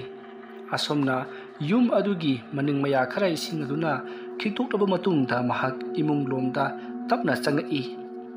mahana imung lomda hek changakpaga Romesh amati mahaki mama lehauna tholokpaga mapa chandari matam aruda tombana hoi nakhoi bu khar yeng tholokpa yadorane oja maiba changbiu adum na hairakpada amaiba jotinna hai ngaiko ibungo nupa macha sira ngarang ahing thieng halakle haidi base hoi mani oja maiba angang si tinjet lai le hei phare nakoi ne mangol machi sidang haktang leramu ai imung se amuk sengdoke ko asom na haram laga jotinna ising na to khik tuna imung dia koi bapuna ma khitokli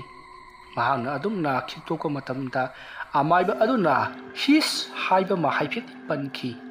adum na his laukhibi makhol adu tabada tombana kari torba zatno haduna mahak imung te jamna changninki adubu amaiba aduna mangol kachil adu ta leiramo hairam bani na mahak su sangdabida mangol kachil adu ta makhoi ahum ado tumin phamduna leiri ngaihak leiraga amaiba jotin thorakli arduga tombada wasinduna ai ibungo nangi imung ngasida timu phataba laimu phataba saroi ngaroi kul leiren hei se masi hana amuktang leitai na duna tanthok khawdaba taragati aikhoi awa phamda tagadori bani aduna ai lai khoram bada sakadaba polam cheram khara duk haige polam cheram singa sei loina mak sin langraba matungta lai khoram gadabani natrabati nakhoi imung asidagi kanagumba mioi yama puduna chakidori masi aina sum khanbada nakhoi ki nachanupa Romesh sei soidana waigadori se changada polam singado ai chere iduna hairage ko asumna hairam laga amaiba jotinna mahaki khawdaki pui ama lokthoraktuna madaiduda changada ba polam jeram singado iduna tombada piri masidagi di tombana che ado paiduna mahak kaithel masada lakuna changada ba polam jeram singdo loina leiri asumna leirba matungta tomba amuhana halaktuna jotinda polam singado surabara haiduna piri jotinna polam jeram singdu yamna kupna yengdabagi tungta loina mak sure haiduna lai khoiram bado haunana ba tauri matawa somna amaiba jotinna sumang adutta lalla ton phajaba ama tharaga laigi polam jeram singdu thenduna thamlabagi matungta lai khoiram badu haunana bagidamakta sem sari adumna sem sarakpa adutta Romesh ki khuru atwa yamna kanna narakhi yamna kanna sikpa amadi karigumba posak amanna mahaki khuru adoda thinjillapagum yamna kanna chaina phanglakpadagi Romesh subang adutta tharo oduna chaina khangba horakli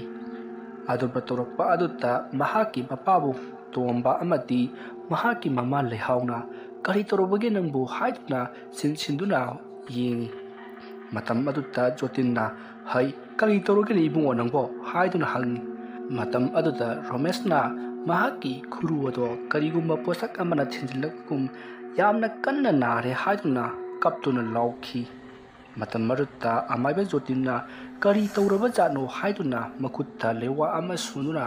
jotinna mahaki manakta tharo onduna leiriba Romesh ki khuru aduda tapna pairui ꯑꯗꯨꯝꯅ ꯄꯥꯏꯔꯨꯕ ꯑꯗꯨꯗ ꯖꯣꯇꯤꯟ ꯃꯍꯥꯛꯀꯤ ꯃꯈꯨꯠꯇꯣ ꯃꯩ ꯍꯧꯕ ꯃꯈꯩ ꯁꯥꯔꯗꯨꯅ ꯏꯁ ꯍꯥꯏꯔꯒ ꯀꯣꯟꯁꯤꯟꯈꯤ꯫ ꯑꯗꯨꯝꯅ ꯀꯣꯟꯁꯤꯟꯈꯤꯕ ꯑꯗꯨꯗ ꯇꯣꯝꯕꯅ ꯏꯄꯨ ꯑꯃꯥꯏꯕ ꯀꯔꯤ ꯇꯧꯔꯕꯒꯦ ꯍꯥꯏꯗꯨꯅ ꯍꯪꯉꯤ꯫ ꯃꯗꯨꯗ ꯖꯣꯇꯤꯟꯅ ꯅꯪꯒꯤ ꯅꯆꯥꯅꯨꯄꯥ ꯑꯁꯤꯒꯤ ꯈꯨꯔꯨ ꯑꯁꯤꯗ ꯇꯤꯟꯃꯨ ꯐꯠꯇꯕ ꯂꯥꯏꯃꯨ ꯐꯠꯇꯕꯒꯤ ꯃꯤꯁꯧ ꯆꯪꯂꯦ, ꯃꯔꯝ ꯑꯗꯨꯅ ꯑꯩꯅ ꯈꯣꯏꯔꯝꯒꯗꯧꯔꯤꯕ ꯂꯥꯏ ꯑꯁꯤ ꯉꯁꯤ ꯈꯣꯏꯔꯝꯕꯅ ꯑꯔꯣꯏꯕ ꯑꯣꯏꯕ ꯌꯥꯔꯣꯏ, ꯈꯔ ꯌꯥꯝꯅ ꯈꯣꯏꯔꯝꯕ ꯃꯊꯧ ꯇꯥꯔꯤ ꯍꯥꯏꯔꯝꯂꯒ ꯖꯣꯇꯤꯟꯅ ꯂꯥꯏ ꯈꯣꯏꯔꯝꯕ ꯑꯗꯨꯗ ꯃꯥꯏ ꯑꯣꯟꯁꯤꯟꯈ꯭ꯔꯦ꯫ ꯃꯗꯨꯒꯤ ꯃꯇꯨꯡꯗ ꯃꯍꯥꯛꯅ ꯄꯣꯠꯂꯝ ꯆꯩꯔꯝꯁꯤꯡ ꯑꯗꯣ ꯄꯨꯝꯅꯃꯛ ꯁꯦꯝ ꯁꯥꯕ ꯂꯣꯏꯔꯗꯨꯅ ꯂꯩꯋꯥ ꯇꯤꯟꯋꯥ ꯇꯧꯗꯨꯅ ꯂꯥꯏ ꯈꯣꯏꯔꯝꯕ ꯍꯧꯔꯛꯏ꯫ ꯑꯁꯨꯝꯅ ꯖꯣꯇꯤꯟꯅ ꯈꯨꯕꯥꯛ ꯄꯨꯔꯣꯛ ꯄꯨꯔꯣꯛ ꯈꯨꯔꯗꯨꯅ ꯂꯥꯏ ꯇꯥꯏꯅꯕ ꯂꯥꯏ ꯈꯣꯏꯔꯝꯂꯛꯄ ꯑꯗꯨꯗ ꯁꯣꯝꯗ ꯔꯣꯃꯦꯁꯇꯤ ꯍꯦꯟꯅ ꯅꯥꯈꯠꯂꯛꯂꯗꯨꯅ ꯃꯇꯧ ꯑꯁꯨꯝꯅ ꯔꯣꯃꯦꯁꯅ ꯀꯟꯅ ꯀꯟꯅ ꯂꯥꯎꯗꯨꯅ ꯀꯞꯄꯒꯤ ꯈꯣꯟꯖꯦꯜ ꯑꯗꯨ ꯇꯥꯕꯗ ꯊꯪꯅꯕ ꯂꯩꯀꯥꯏꯗ ꯂꯩꯔꯤꯕ ꯃꯤꯑꯣꯏꯁꯤꯡ ꯑꯗꯨꯁꯨ ꯂꯥꯛꯂꯦ꯫ ꯑꯗꯨꯒ ꯌꯦꯅꯈꯥ ꯂꯨꯈꯥꯗ ꯆꯦꯟ ꯆꯣꯡꯗꯨꯅ ꯁꯥꯟꯅꯔꯝꯕ ꯑꯉꯥꯡꯁꯤꯡ ꯑꯗꯨꯁꯨ ꯆꯦꯟꯁꯤꯜꯂꯛꯇꯨꯅ ꯇꯧꯔꯤꯕ ꯑꯗꯨꯗ ꯌꯦꯡꯅꯔꯤ꯫ ꯍꯧꯖꯤꯛꯇꯤ ꯁꯨꯃꯥꯡ ꯑꯗꯨꯒꯤ ꯑꯀꯣꯏꯕꯗꯣ ꯃꯤꯅ ꯄꯤꯛ ꯊꯟꯈ꯭ꯔꯦ꯫ ꯔꯣꯃꯦꯁꯀꯤ ꯇꯧꯔꯤꯕ ꯃꯑꯣꯡ ꯑꯗꯨꯗ ꯃꯈꯣꯏ ꯈꯔꯁꯨ ꯆꯪꯁꯤꯜꯂꯛꯇꯨꯅ ꯔꯣꯃꯦꯁꯄꯨ ꯐꯥꯊꯕꯤꯔꯤ꯫ ꯃꯇꯝ ꯑꯗꯨꯗ ꯑꯃꯥꯏꯕ ꯖꯣꯇꯤꯟꯅ ꯍꯧꯖꯤꯛꯀꯤꯗꯤ ꯂꯥꯏ ꯈꯣꯏꯔꯝꯕꯁꯤ ꯂꯣꯏꯁꯤꯜꯂꯁꯤ, ꯑꯗꯨꯗꯨꯒ ꯍꯣꯔꯦꯟ ꯅꯨꯃꯤꯗꯥꯡ ꯂꯥꯏ ꯑꯃꯃꯨꯛ ꯈꯣꯏꯔꯝꯗꯕ ꯌꯥꯔꯔꯣꯏ꯫ ꯍꯣꯔꯦꯟ ꯅꯨꯃꯤꯗꯥꯡ ꯂꯥꯏ ꯈꯣꯏꯔꯝꯕ ꯃꯇꯝꯗꯗꯤ ꯌꯦꯟꯕꯤ ꯑꯃꯨꯕꯤ ꯑꯃ ꯆꯪꯒꯅꯤꯀꯣ, ꯑꯗꯨꯗꯨꯒ ꯌꯦꯟꯕꯤ ꯑꯃꯨꯕꯤ ꯑꯗꯨꯕꯨ ꯄꯨꯟꯅ ꯍꯥꯞꯄ ꯆꯟꯒꯗꯕ ꯄꯥꯔꯇ ꯑꯃꯒ ꯆꯪꯒꯅꯤ, ꯆꯐꯨ ꯅꯠꯇ꯭ꯔꯒꯅ ꯊꯨꯃꯣꯛ ꯃꯆꯥ ꯑꯃ ꯆꯪꯒꯅꯤꯀꯣ꯫ ꯐꯔꯦ ꯐꯔꯦ, ꯍꯧꯖꯤꯛꯀꯤꯗꯤ ꯑꯩ ꯌꯨꯝꯗ ꯍꯜꯂꯨꯈꯤꯒꯦ, ꯑꯗꯨꯒ ꯄꯣꯠꯂꯝ ꯆꯩꯔꯝ ꯈꯔ ꯁꯦꯝꯒꯗꯕꯁꯨ ꯃꯔꯩꯔꯤ꯫ ꯑꯗꯨꯒ ꯄꯣꯠꯂꯝ ꯆꯩꯔꯝꯁꯤꯡ ꯑꯗꯨ ꯁꯦꯝꯕ ꯁꯥꯕ ꯄꯨꯝꯅꯃꯛ ꯂꯣꯏꯔꯕꯒꯤ ꯇꯨꯡꯗ ꯑꯩ ꯅꯨꯃꯤꯗꯥꯡ ꯋꯥꯏꯔꯝ ꯄꯨꯡ 4 ꯇꯥꯕ ꯑꯗꯨꯋꯥꯏꯗ ꯂꯥꯛꯂꯒꯦ꯫ ꯑꯗꯨꯗꯨꯒ ꯍꯣꯔꯦꯟ ꯑꯉꯥꯟ ꯑꯃꯝ ꯁꯤꯟꯅꯔꯛꯄ ꯃꯇꯝ ꯑꯗꯨꯗ ꯑꯩ ꯁꯣꯏꯗꯅ ꯂꯥꯛꯀꯦꯀꯣ꯫ ꯑꯁꯨꯝꯅ ꯍꯥꯏꯔꯝꯂꯒ ꯑꯃꯥꯏꯕ ꯖꯣꯇꯤꯟ ꯃꯌꯨꯝꯂꯣꯝꯗ ꯍꯟꯈ꯭ꯔꯤ꯫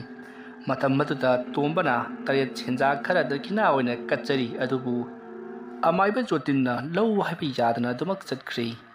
ꯃꯁꯤꯒꯤ ꯃꯇꯨꯡ ꯑꯃꯥꯏꯕ ꯖꯣꯇꯤꯟꯅ ꯍꯦꯛ ꯆꯠꯈꯤꯕꯒ ꯔꯣꯃꯦꯁ ꯃꯁꯥꯗꯣ ꯃꯊꯦꯛ ꯃꯊꯦꯛ ꯊꯦꯛꯇꯨꯅ ꯀꯔꯤꯅꯣꯃ ꯇꯧꯕ ꯍꯧꯔꯛꯂꯤ꯫ ꯍꯧꯖꯤꯛꯇꯤ ꯑꯃꯥꯏꯕꯁꯨ ꯂꯩꯇ꯭ꯔꯕꯅꯤꯅ ꯇꯣꯝꯕ ꯀꯔꯤ ꯇꯧꯒꯗꯕꯅꯣ ꯈꯪꯗꯅ ꯀꯛꯉꯥꯎꯅꯔꯤ꯫ ꯃꯁꯤꯗꯒꯤꯗꯤ ꯂꯩꯍꯥꯎꯅ ꯑꯃꯥꯏꯕ ꯖꯣꯇꯤꯟꯗꯣ ꯑꯃꯨꯛꯇꯒ ꯀꯧꯔꯨꯁꯨ ꯑꯉꯥꯡꯁꯦ ꯑꯅꯥꯕ ꯍꯦꯟꯖꯤꯜꯂꯦ ꯍꯥꯏꯕꯤꯔꯨꯁꯨ ꯍꯥꯏꯔꯤ, ꯑꯗꯨꯕꯨ ꯇꯣꯝꯕꯅ ꯅꯨꯡꯗꯥꯡ ꯋꯥꯏꯔꯝ ꯂꯥꯛꯀꯦ ꯍꯥꯏꯔꯝꯂꯤꯕꯗꯨꯗꯤ ꯍꯥꯏꯗꯨꯅ ꯈꯨꯝꯂꯤ꯫ ꯃꯁꯤꯗꯒꯤꯗꯤ ꯔꯣꯃꯦꯁ ꯇꯞꯅ ꯇꯞꯅ ꯑꯃꯨꯛ ꯍꯟꯊꯔꯛꯇꯨꯅ ꯇꯨꯃꯤꯟꯅ ꯑꯃꯨꯛ ꯂꯩꯈ꯭ꯔꯦ꯫ ꯃꯁꯤꯗꯒꯤꯗꯤ ꯂꯩꯔꯤꯕ ꯃꯤꯌꯥꯝꯁꯤꯡ ꯑꯗꯨꯅ ꯔꯣꯃꯦꯁꯁꯦ ꯐꯃꯨꯡꯗ ꯅꯤꯡꯊꯤꯅ ꯄꯣꯊꯥꯍꯟꯕꯅ ꯍꯦꯟꯅ ꯐꯔꯒꯅꯤ ꯍꯥꯏꯔꯛꯄꯗꯒꯤ ꯇꯣꯝꯕꯅꯁꯨ ꯃꯗꯨꯅ ꯆꯨꯝꯒꯗꯕ ꯃꯥꯜꯂꯤ ꯍꯥꯏꯗꯨꯅ ꯔꯣꯃꯦꯁꯄꯨ ꯏꯃꯨꯡꯗ ꯄꯨꯁꯤꯟꯗꯨꯅ ꯃꯍꯥꯛꯄꯨ ꯅꯤꯡꯊꯤꯅ ꯍꯤꯞꯍꯟꯈ꯭ꯔꯦ꯫ ꯃꯁꯤꯒꯤ ꯃꯇꯨꯡ ꯇꯣꯝꯕ ꯑꯃꯗꯤ ꯃꯍꯥꯛꯀꯤ ꯂꯣꯏꯅꯕꯤ ꯂꯩꯍꯥꯎ ꯆꯥꯛꯁꯪꯗ ꯆꯥꯛ ꯆꯥꯅꯅꯕꯒꯤꯗꯃꯛꯇ ꯁꯦꯝ ꯁꯥꯔꯤ꯫ ꯑꯗꯨꯝꯅ ꯃꯈꯣꯏꯅ ꯁꯦꯝ ꯁꯥꯔꯤꯉꯩ ꯃꯇꯝ ꯑꯗꯨꯗ ꯔꯣꯃꯦꯁ ꯄꯔꯞ ꯆꯪꯁꯤꯜꯂꯛꯂꯤ꯫ ꯑꯗꯨꯗꯨꯒ ꯃꯄꯥꯕꯨꯡꯒꯤ ꯊꯝꯂꯤꯕ ꯆꯥꯛ ꯑꯗꯣ ꯃꯍꯥꯛꯅ ꯁꯠ ꯆꯤꯡꯁꯤꯜꯂꯒ ꯃꯌꯥ ꯑꯗꯣ ꯂꯥꯎꯅ ꯀꯥꯊꯣꯛꯇꯨꯅ ꯆꯈꯣꯝ ꯆꯥꯎꯅ ꯏꯟꯁꯥꯡ ꯑꯗꯣ ꯅꯝꯕꯣꯏ ꯅꯝꯗꯕꯣꯏ ꯇꯣꯠꯂꯒ ꯀꯤꯠ ꯅꯝꯗꯨꯅ ꯆꯥꯁꯤꯜꯂꯤ꯫ ꯇꯧꯔꯤꯕ ꯃꯇꯧ ꯑꯗꯨꯗ ꯇꯣꯝꯕꯅ ꯍꯥꯏ, ꯀꯔꯤꯅꯣꯅꯦ ꯏꯕꯨꯡꯉꯣ ꯅꯪꯅ ꯇꯧꯔꯤꯕꯗꯨꯕꯣ, ꯇꯧꯍꯩꯔꯤꯕ꯭ꯔꯥ ꯍꯥꯏꯕꯅꯤꯗ꯫ ꯑꯗꯣꯝꯅ ꯃꯄꯥꯕꯨꯡꯅ ꯉꯥꯡꯂꯕꯁꯨ ꯀꯔꯤꯁꯨ ꯍꯣꯏ ꯃꯥꯏ ꯍꯥꯏꯗꯅ ꯀꯤꯠ ꯅꯝꯂꯒ ꯑꯗꯨꯃꯛ ꯆꯥꯊꯣꯛꯂꯤ꯫ ꯑꯗꯨꯗꯨꯒ ꯃꯅꯥꯛꯇ ꯂꯩꯔꯤꯕ ꯏꯁꯤꯡ ꯑꯗꯨꯁꯨ ꯃꯌꯥꯗꯒꯤ ꯑꯣꯔꯣ ꯇꯥꯕ ꯃꯈꯩ ꯊꯛꯆꯤꯜꯂꯤ꯫ ꯃꯗꯨꯒꯤ ꯃꯇꯨꯡꯗ ꯑꯃꯨꯛ ꯐꯨꯛ ꯍꯧꯒꯠꯇꯨꯅ ꯆꯠꯈ꯭ꯔꯦ꯫ ꯃꯈꯨꯠ ꯃꯁꯥ ꯑꯃꯠꯇ ꯍꯥꯝꯗꯤ, ꯃꯆꯤꯟ ꯃꯈꯥꯒ ꯑꯃꯠꯇ ꯇꯦꯡꯗꯕ ꯃꯈꯩ ꯄꯔꯞ ꯆꯠꯈ꯭ꯔꯒ ꯃꯍꯥꯛꯀꯤ ꯐꯃꯨꯡꯗ ꯐꯟ ꯆꯣꯡꯈꯠꯂꯤ꯫ ꯑꯗꯨꯒ ꯃꯩ ꯍꯧꯅ ꯁꯥꯔꯤꯕ ꯅꯨꯡꯁꯥ ꯑꯗꯨꯒꯤ ꯃꯩꯁꯥꯒ ꯑꯃꯠꯇ ꯈꯪꯗꯕ ꯃꯈꯩ ꯃꯍꯥꯛ ꯆꯥꯎꯔꯕ ꯐꯩꯖꯨꯞ ꯑꯗꯨꯕꯨ ꯆꯤꯡꯈꯠꯇꯨꯅ ꯇꯨꯝꯗꯨꯅ ꯂꯩꯊꯣꯛꯈ꯭ꯔꯦ꯫ ꯇꯧꯔꯤꯕ ꯃꯇꯧ ꯑꯗꯨꯗ ꯇꯣꯝꯕ ꯑꯃꯗꯤ ꯃꯍꯥꯛꯀꯤ ꯂꯣꯏꯅꯕꯤ ꯂꯩꯍꯥꯎ ꯌꯦꯡꯅꯔꯒ ꯇꯨꯃꯤꯟꯅ ꯅꯣꯟꯊꯗꯨꯅ ꯂꯩ꯫ ꯃꯁꯤꯒꯤ ꯃꯇꯨꯡ ꯆꯥꯛ ꯑꯗꯣ ꯅꯧꯅ ꯑꯃꯨꯛ ꯁꯦꯝꯂꯗꯨꯅ ꯇꯣꯝꯕ ꯆꯥꯅꯅꯕ ꯁꯦꯝ ꯁꯥꯈ꯭ꯔꯦ꯫ ꯂꯩꯍꯥꯎꯗꯤ ꯀꯌꯥ ꯊꯣꯏꯗꯣꯛꯅ ꯆꯥꯅꯤꯡꯗꯦ ꯍꯥꯏꯗꯨꯅ ꯆꯥꯗ꯭ꯔꯤ꯫ ꯃꯇꯝꯗꯤ ꯑꯁꯨꯝ ꯍꯧꯈꯤꯕꯅ ꯇꯣꯝꯕ ꯑꯃꯥꯏꯕ ꯖꯣꯇꯤꯟꯅ ꯉꯁꯥꯏ ꯍꯥꯏꯔꯝꯕ ꯌꯦꯟꯕꯤ ꯑꯃꯨꯕꯤ ꯍꯥꯏꯕꯗꯣ ꯊꯤꯔꯨꯅꯕꯒꯤꯗꯃꯛꯇ ꯅꯨꯡꯊꯤꯜ ꯄꯨꯡ 1:30-2 ꯇꯥꯔꯛꯄ ꯑꯗꯨꯋꯥꯏꯗ ꯊꯣꯛꯈ꯭ꯔꯦ꯫ ꯑꯗꯨꯒ ꯂꯩꯍꯥꯎꯅꯁꯨ ꯌꯨꯝꯒꯤ ꯑꯀꯣꯏꯕꯗꯣ ꯂꯥꯏ ꯇꯤꯟ ꯈꯣꯏꯔꯝꯒꯗꯕ ꯂꯩꯕꯅꯤꯅ ꯂꯨꯅ ナꯟꯅ ꯊꯝꯗꯕ ꯐꯠꯇꯦ ꯍꯥꯏꯗꯨꯅ ꯋꯥꯏꯔꯝ ꯇꯩꯊꯣꯛꯂꯤ꯫ ꯑꯁꯨꯝ ꯇꯣꯝꯕꯗꯣ ꯂꯥꯛꯄꯅ ꯂꯩꯀꯥꯏꯒꯤ ꯌꯦꯟ ꯌꯥꯝꯅ ꯂꯣꯏꯕ ꯏꯃꯨꯡ ꯑꯃꯗ ꯆꯪꯉꯛꯂꯤ꯫ ꯑꯗꯨꯒ ꯌꯦꯟꯕꯤ ꯑꯃꯨꯕꯤ ꯑꯃꯕꯨ ꯄꯤꯕꯤꯅꯕꯒꯤꯗꯃꯛꯇ ꯍꯥꯏꯔꯤ꯫ ꯃꯇꯝ ꯑꯗꯨꯗ ꯌꯦꯟꯁꯤꯡ ꯑꯗꯨꯕꯨ ꯂꯣꯏꯔꯤꯕ ꯌꯦꯟ ꯑꯗꯨꯒꯤ ꯃꯄꯨ ꯑꯗꯨꯅ ꯍꯥꯏ, ꯉꯥꯏꯈꯣꯅꯦꯍꯦ, ꯅꯪꯒꯤ ꯅꯆꯥꯅꯨꯄꯥ ꯑꯗꯨꯕꯨ ꯉꯔꯥꯡ ꯂꯥꯏꯔꯣꯏ ꯍꯜꯂꯛꯄꯗ ꯂꯥꯏ ꯑꯣꯛꯅꯩ ꯍꯥꯏꯗꯅ ꯃꯌꯥꯝ ꯆꯦꯟꯁꯤꯟꯅꯩꯗꯅ ꯍꯥꯏ, ꯃꯥꯏꯕ ꯇꯥꯗꯅꯁꯨ ꯌꯦꯡꯂꯤ ꯐꯠꯇꯦꯗꯅ ꯍꯥꯏꯒꯨꯝ ꯇꯧꯏ ꯍꯥꯏ, ꯑꯗꯨꯕꯨ ꯀꯝꯗꯧꯔꯤꯕꯖꯥꯠꯅꯣ ꯍꯥ, ꯈꯔ ꯐꯍꯧꯔꯕ꯭ꯔꯣ? ꯑꯁ ꯀꯗꯥꯏꯗꯒꯤ ꯋꯥꯅꯣꯗ ꯇꯥꯗ, ꯌꯦꯟ ꯄꯨꯔꯤꯕꯁꯦ ꯍꯣꯔꯦꯟ ꯖꯦꯂꯤꯡ ꯊꯥꯅꯕꯅꯤ, ꯈꯪꯗ꯭ꯔꯦ ꯀꯗꯥꯏꯗꯁꯨꯅꯦ ꯃꯥꯁꯨꯅꯦ ꯂꯥꯏꯔꯣꯏꯗꯨꯗ ꯌꯦꯡꯂꯨꯔꯤꯕꯅꯣ ꯈꯪꯗꯦ, ꯍꯟꯃꯤꯟꯅꯔꯛꯄꯗꯨ ꯃꯌꯥꯝꯒ ꯄꯨꯟꯅ ꯍꯟꯃꯤꯟꯅꯔꯛꯂꯤ ꯐꯒꯗꯕꯅꯤ, ꯃꯍꯥꯛ ꯃꯇꯣꯝꯇꯒ ꯍꯜꯂꯛꯄꯒ ꯑꯣꯏꯔꯤ, ꯂꯝꯕꯤꯗ ꯃꯍꯥꯛꯀꯤ ꯃꯇꯨꯡꯗ ꯀꯔꯤ ꯀꯔꯤꯅꯣ ꯈꯣꯟꯖꯦꯜ ꯌꯥꯝꯅ ꯇꯥꯕꯇ ꯅꯠꯇꯅ ꯀꯔꯤ ꯀꯔꯤꯅꯣ ꯌꯥꯝꯅꯁꯨ ꯎꯈꯤ ꯃꯥꯜꯂꯤ꯫ ꯂꯥꯏꯔꯣꯏ ꯅꯨꯃꯤꯠ ꯍꯥꯏꯕꯁꯤꯗꯤ ꯂꯥꯏ ꯇꯤꯟ ꯄꯨꯝꯅꯃꯛ ꯃꯈꯦꯜ ꯂꯥꯡꯂꯤꯕꯅꯤ, ꯅꯥꯏꯇꯣꯝ ꯆꯠꯄ ꯃꯤꯔ ꯑꯣꯟꯁꯤꯟꯗꯨꯅ ꯆꯥꯒꯗꯧꯔꯤꯕꯅꯤ, ꯃꯍꯥꯛꯀꯤ ꯂꯥꯏꯕꯛꯇ ꯁꯨꯝ ꯊꯣꯛꯎ ꯍꯥꯏꯗꯨꯅ ꯇꯝꯈ꯭ꯔꯕꯅꯤ, ꯍꯩ ꯐꯅꯅꯕ ꯌꯦꯡꯉꯨ, ꯑꯃꯥꯏꯕ ꯖꯣꯇꯤꯟ ꯍꯥꯏꯕꯗꯨ ꯊꯣꯏꯗꯣꯛ ꯍꯦꯟꯗꯣꯛꯅ ꯍꯩꯕ ꯑꯃꯥꯏꯕꯅꯤ, ꯃꯍꯥꯛꯅꯕꯨ ꯊꯧꯖꯥꯟ ꯄꯤꯔꯕꯗꯤ ꯏꯂꯥꯏ ꯂꯥꯏꯅ ꯐꯒꯗꯧꯔꯤꯕꯅꯤꯀꯣ꯫ ꯐꯔꯦ ꯁꯦ ꯌꯦꯟꯁꯦ ꯄꯩꯁꯥ ꯈꯖꯤꯛꯇꯪꯗꯤ ꯍꯟꯖꯜꯂꯛꯎ, ꯑꯗꯨ ꯅꯪ ꯄꯨꯔꯣꯅꯦꯀꯣ꯫ ꯑꯗꯨꯝꯅ ꯍꯥꯏꯔꯛꯄꯗ ꯇꯣꯝꯕꯅ ꯁꯦꯟ ꯀꯌꯥꯝ ꯍꯟꯖꯜꯂꯛꯎ ꯍꯥꯏꯔꯤꯕꯅꯣ ꯍꯥꯏꯗꯨꯅ ꯍꯪꯉꯤ꯫ ꯃꯇꯝ ꯑꯗꯨꯗ ꯌꯦꯟ ꯌꯣꯜꯂꯤꯕ ꯅꯤꯄꯥ ꯑꯗꯨꯅ ꯅꯣꯏꯒꯤꯅꯤ, ꯆꯥꯝꯃꯔ ꯆꯅꯤꯔ ꯑꯗꯨ ꯄꯤꯔꯛꯑꯣ, ꯊꯧꯑꯣꯏꯅ ꯌꯣꯜꯂꯕꯗꯤ ꯃꯗꯨ 100-150ꯗꯤ ꯁꯤꯠꯀꯗꯧꯔꯤꯕꯅꯤ, ꯑꯗꯨꯕꯨꯅꯦ ꯑꯉꯥꯡꯗꯨꯒꯤ ꯈꯜꯂꯒ ꯑꯩꯅ ꯄꯤꯔꯕꯅꯤ, ꯂꯨꯄꯥ 100ꯗꯪꯗꯤ ꯍꯟꯖꯜꯂꯛꯑꯣ꯫ ꯑꯁꯨꯝꯅ ꯍꯥꯏꯅꯔꯕ ꯃꯇꯨꯡꯗ ꯇꯣꯝꯕꯅ ꯃꯍꯥꯛꯀꯤ ꯃꯅꯤ ꯕꯦꯒꯇꯒꯤ ꯂꯨꯄꯥ 100 ꯂꯧꯊꯣꯛꯇꯨꯅ ꯄꯤꯔꯤ, ꯑꯗꯨꯒ ꯌꯦꯟ ꯑꯗꯨ ꯄꯨꯗꯨꯅ ꯄꯔꯞ ꯃꯍꯥꯛꯀꯤ ꯃꯌꯨꯝ ꯌꯧꯅꯕ ꯂꯥꯛꯂꯤ꯫ ꯑꯁꯨꯝꯅ ꯇꯣꯝꯕ ꯃꯌꯨꯝ ꯌꯧꯅꯕ ꯂꯥꯛꯄꯅ ꯍꯧꯖꯤꯛꯇꯤ ꯃꯌꯨꯝ ꯌꯧꯔꯕꯗ ꯇꯣꯝꯕ ꯌꯦꯟ ꯑꯗꯣ ꯃꯍꯥꯛꯀꯤ ꯅꯨꯄꯤꯗ ꯆꯦꯛꯁꯤꯟꯅ ꯎꯞꯁꯤꯜꯂꯒ ꯊꯝꯅꯕꯒꯤꯗꯃꯛꯇ ꯍꯥꯏꯔꯤ꯫ ꯃꯇꯝ ꯑꯗꯨꯗ ꯂꯩꯍꯥꯎꯅ ꯀꯔꯤ ꯄꯣꯠꯅꯕꯨ ꯎꯞꯀꯗꯕꯅꯣ, ꯊꯨꯃꯣꯛꯁꯨ ꯑꯃꯠꯇ ꯂꯩꯇꯦ ꯍꯥꯏꯗꯨꯅ ꯀꯣꯏꯂꯩ ꯂꯩꯗꯨꯅ ꯀꯔꯤꯅ ꯎꯞꯁꯤꯒꯦ ꯍꯥꯏꯗꯨꯅ ꯀꯣꯏꯊꯤ ꯊꯤꯔꯤꯉꯩ ꯇꯟꯖꯥ ꯃꯇꯝ ꯑꯗꯨꯗ ꯔꯣꯃꯦꯁꯇꯣ ꯃꯍꯥꯛꯀꯤ ꯃꯃꯥꯒꯤ ꯃꯇꯨꯡꯗ ꯆꯞ ꯂꯦꯞꯂꯔꯤ, ꯑꯗꯨꯒ ꯌꯦꯟ ꯑꯗꯣ ꯑꯩ ꯆꯥꯔꯒꯦ ꯍꯥꯏꯗꯨꯅ ꯌꯥꯝꯅ ꯀꯟꯅ ꯉꯪꯗꯨꯅ ꯍꯥꯏꯔꯤ꯫ ꯑꯗꯨꯗꯨꯒ ꯃꯃꯥꯅ ꯄꯥꯏꯔꯤꯕ ꯌꯦꯟ ꯑꯗꯣ ꯃꯨꯟꯅꯅꯕ ꯍꯣꯠꯅꯔꯛꯂꯤ꯫ ꯇꯧꯅꯔꯤꯕ ꯃꯇꯧ ꯑꯗꯨꯗ ꯇꯣꯝꯕ ꯄꯔꯞ ꯆꯦꯡꯁꯤꯜꯂꯛꯇꯨꯅ, ꯔꯣꯃꯦꯁ, ꯀꯩꯅꯣ ꯅꯪꯅ ꯇꯧꯔꯤꯕꯁꯦ? ꯅꯠꯇꯦ, ꯅꯃꯥꯅ ꯄꯥꯏꯔꯤꯕ ꯌꯦꯟ ꯑꯁꯤꯕꯨ ꯃꯨꯜꯂꯒ ꯅꯪꯅ ꯇꯧꯒꯦ ꯈꯜꯂꯤꯗꯨ ꯀꯔꯤꯅꯣ ꯍꯥꯏꯕꯅꯤꯗ, ꯍꯣꯔꯦꯟꯅꯦ ꯃꯥꯏꯕ ꯂꯥꯛꯂꯒ ꯅꯪꯅ ꯑꯄꯥꯝꯕ ꯈꯨꯗꯤꯡꯃꯛ ꯇꯧꯕ ꯌꯥꯒꯅꯤꯀꯣ, ꯍꯧꯖꯤꯛꯀꯤꯗꯤ ꯅꯪ ꯇꯨꯃꯤꯟꯅ ꯑꯗꯨꯃꯛ ꯇꯨꯝꯂꯒ ꯂꯩꯔꯨꯒꯗꯕꯅꯤ꯫ ꯑꯗꯨꯝꯅ ꯍꯥꯏꯔꯛꯄꯗ ꯔꯣꯃꯦꯁ ꯃꯍꯥꯛꯀꯤ ꯃꯄꯥꯕꯨꯡ ꯇꯣꯝꯕꯗ ꯃꯃꯤꯠꯇꯣ ꯈꯥꯅ ꯌꯦꯡꯉꯝꯂꯒ ꯄꯔꯞ ꯆꯪꯈ꯭ꯔꯤ꯫ ꯇꯟꯖꯥ ꯑꯗꯨꯗ ꯇꯣꯝꯕꯒꯤ ꯃꯌꯥꯝꯕ ꯇꯣꯝꯆꯥꯗꯨꯁꯨ ꯂꯥꯛꯇꯨꯅ ꯀꯔꯤ ꯀꯝꯗꯧꯔꯤꯕꯅꯣ ꯍꯥꯏꯗꯨꯅ ꯍꯪꯂꯔꯤ꯫ ꯃꯇꯝ ꯑꯗꯨꯗ ꯇꯣꯝꯕꯅ ꯊꯣꯛꯈ꯭ꯔꯕ ꯊꯧꯗꯣꯛꯁꯤꯡ ꯑꯗꯣ ꯋꯥꯔꯤ ꯂꯤꯗꯨꯅ ꯃꯍꯥꯛꯀꯤ ꯃꯌꯥꯝꯕ ꯇꯣꯝꯆꯥꯗ ꯈꯪꯍꯜꯂꯤ꯫ ꯃꯇꯝ ꯑꯗꯨꯗ ꯇꯣꯝꯆꯥꯅ ꯇꯧꯔꯤꯕ ꯊꯕꯛ ꯑꯗꯨ ꯃꯃꯥꯡꯊꯛꯇ ꯑꯩꯉꯣꯟꯗꯁꯨ ꯊꯣꯛꯈꯤꯕ ꯑꯃ ꯂꯩꯈ꯭ꯔꯕꯅꯤ, ꯃꯗꯨꯗꯒꯤꯗꯤ ꯑꯩꯁꯨ ꯀꯤꯗꯨꯅ ꯏꯝꯐꯥꯜꯗ ꯑꯗꯨꯃꯛ ꯌꯨꯝ ꯍꯣꯡꯗꯨꯅ ꯂꯩꯈ꯭ꯔꯕ ꯑꯁꯤꯅꯤ꯫ ꯅꯈꯣꯏꯕꯨ ꯑꯣꯖꯥ ꯀꯅꯥ ꯇꯥꯟꯅꯒꯦ? ꯏꯌꯥꯝꯕ, ꯑꯩ ꯑꯣꯖꯥ ꯖꯣꯇꯤꯟꯕꯨ ꯇꯥꯟꯅꯖꯩ, ꯌꯥꯝꯅ ꯍꯩꯕ ꯑꯃꯥꯏꯕꯅꯤ, ꯑꯩꯁꯨ ꯃꯥꯒ ꯇꯥꯟꯅꯈꯤꯕꯅꯤ, ꯃꯥꯅ ꯂꯥꯏꯊꯣꯛ ꯇꯤꯟꯊꯣꯛ ꯇꯧꯕꯤꯕꯗꯒꯤ ꯄꯨꯝꯅꯃꯛ ꯐꯈ꯭ꯔꯤꯕꯅꯤ꯫ ꯐꯔꯦ, ꯑꯉꯥꯡꯗꯤ ꯀꯗꯥꯏꯗ ꯂꯩ? ꯏꯌꯥꯝꯕ, ꯐꯃꯨꯡꯗ ꯇꯨꯝꯂꯒ ꯂꯩꯍꯧꯔꯤ, ꯈꯪꯗ꯭ꯔꯦ ꯃꯁꯤꯒꯤ ꯑꯉꯥꯡꯁꯦ ꯀꯗꯥꯏꯗꯁꯨꯅꯦ ꯂꯥꯏꯔꯣꯏꯗꯣ ꯌꯦꯡꯕ ꯊꯣꯛꯂꯨꯔꯤꯕꯅꯣ ꯈꯪꯗ꯭ꯔꯦ꯫ ꯑꯗꯨꯝꯅ ꯇꯣꯝꯕꯅ ꯋꯥꯈꯜ ꯅꯨꯡꯉꯥꯏꯇꯅ ꯍꯥꯏꯕ ꯑꯗꯨꯗ ꯇꯣꯝꯆꯥꯅ ꯑꯗꯨꯒꯤꯗꯃꯛꯇꯗꯤ ꯀꯔꯤꯁꯨ ꯊꯣꯏꯗꯣꯛꯅ ꯈꯜꯂꯨꯔꯒꯅꯨ, ꯍꯧꯖꯤꯛꯇꯤ ꯊꯣꯛꯈ꯭ꯔꯕꯗꯤ ꯊꯣꯛꯈ꯭ꯔꯦ, ꯃꯗꯣ ꯐꯅꯅꯕ ꯌꯦꯡꯕ ꯇꯥꯕꯅꯤ, ꯃꯤꯑꯣꯏꯕꯒꯤ ꯗꯁꯥ ꯍꯥꯏꯕꯁꯤ ꯇꯝꯕ ꯉꯝꯕ ꯅꯠꯇꯦ ꯍꯥꯏꯗꯨꯅ ꯊꯦꯝꯖꯤꯜꯂꯤ꯫ ꯃꯁꯤꯒꯤ ꯃꯇꯨꯡ ꯍꯧꯖꯤꯛꯇꯤ ꯑꯃꯥꯏꯕ ꯖꯣꯇꯤꯟꯁꯨ ꯂꯥꯛꯄꯒꯤ ꯃꯇꯝ ꯌꯧꯁꯤꯜꯂꯛꯂꯦ ꯍꯥꯏꯗꯨꯅ ꯉꯁꯥꯏ ꯑꯃꯥꯏꯕ ꯖꯣꯇꯤꯟꯅ ꯍꯥꯏꯔꯝꯕ ꯈꯨꯗꯤꯡꯃꯛ ꯑꯗꯣ ꯂꯣꯏꯅꯃꯛ ꯄꯥꯡꯊꯣꯛꯇꯨꯅ ꯁꯦꯝ ꯁꯥꯗꯨꯅ ꯂꯩꯔꯤ꯫ ꯃꯁꯤꯒꯤ ꯃꯇꯨꯡ ꯉꯥꯏꯍꯥꯛ ꯂꯩꯔꯒ ꯑꯃꯥꯏꯕ ꯖꯣꯇꯤꯟꯗꯣ ꯇꯣꯝꯕꯒꯤ ꯃꯌꯨꯝꯗ ꯆꯪꯉꯛꯂꯤ꯫ ꯃꯇꯝ ꯑꯗꯨꯗ ꯇꯣꯝꯕ ꯑꯃꯗꯤ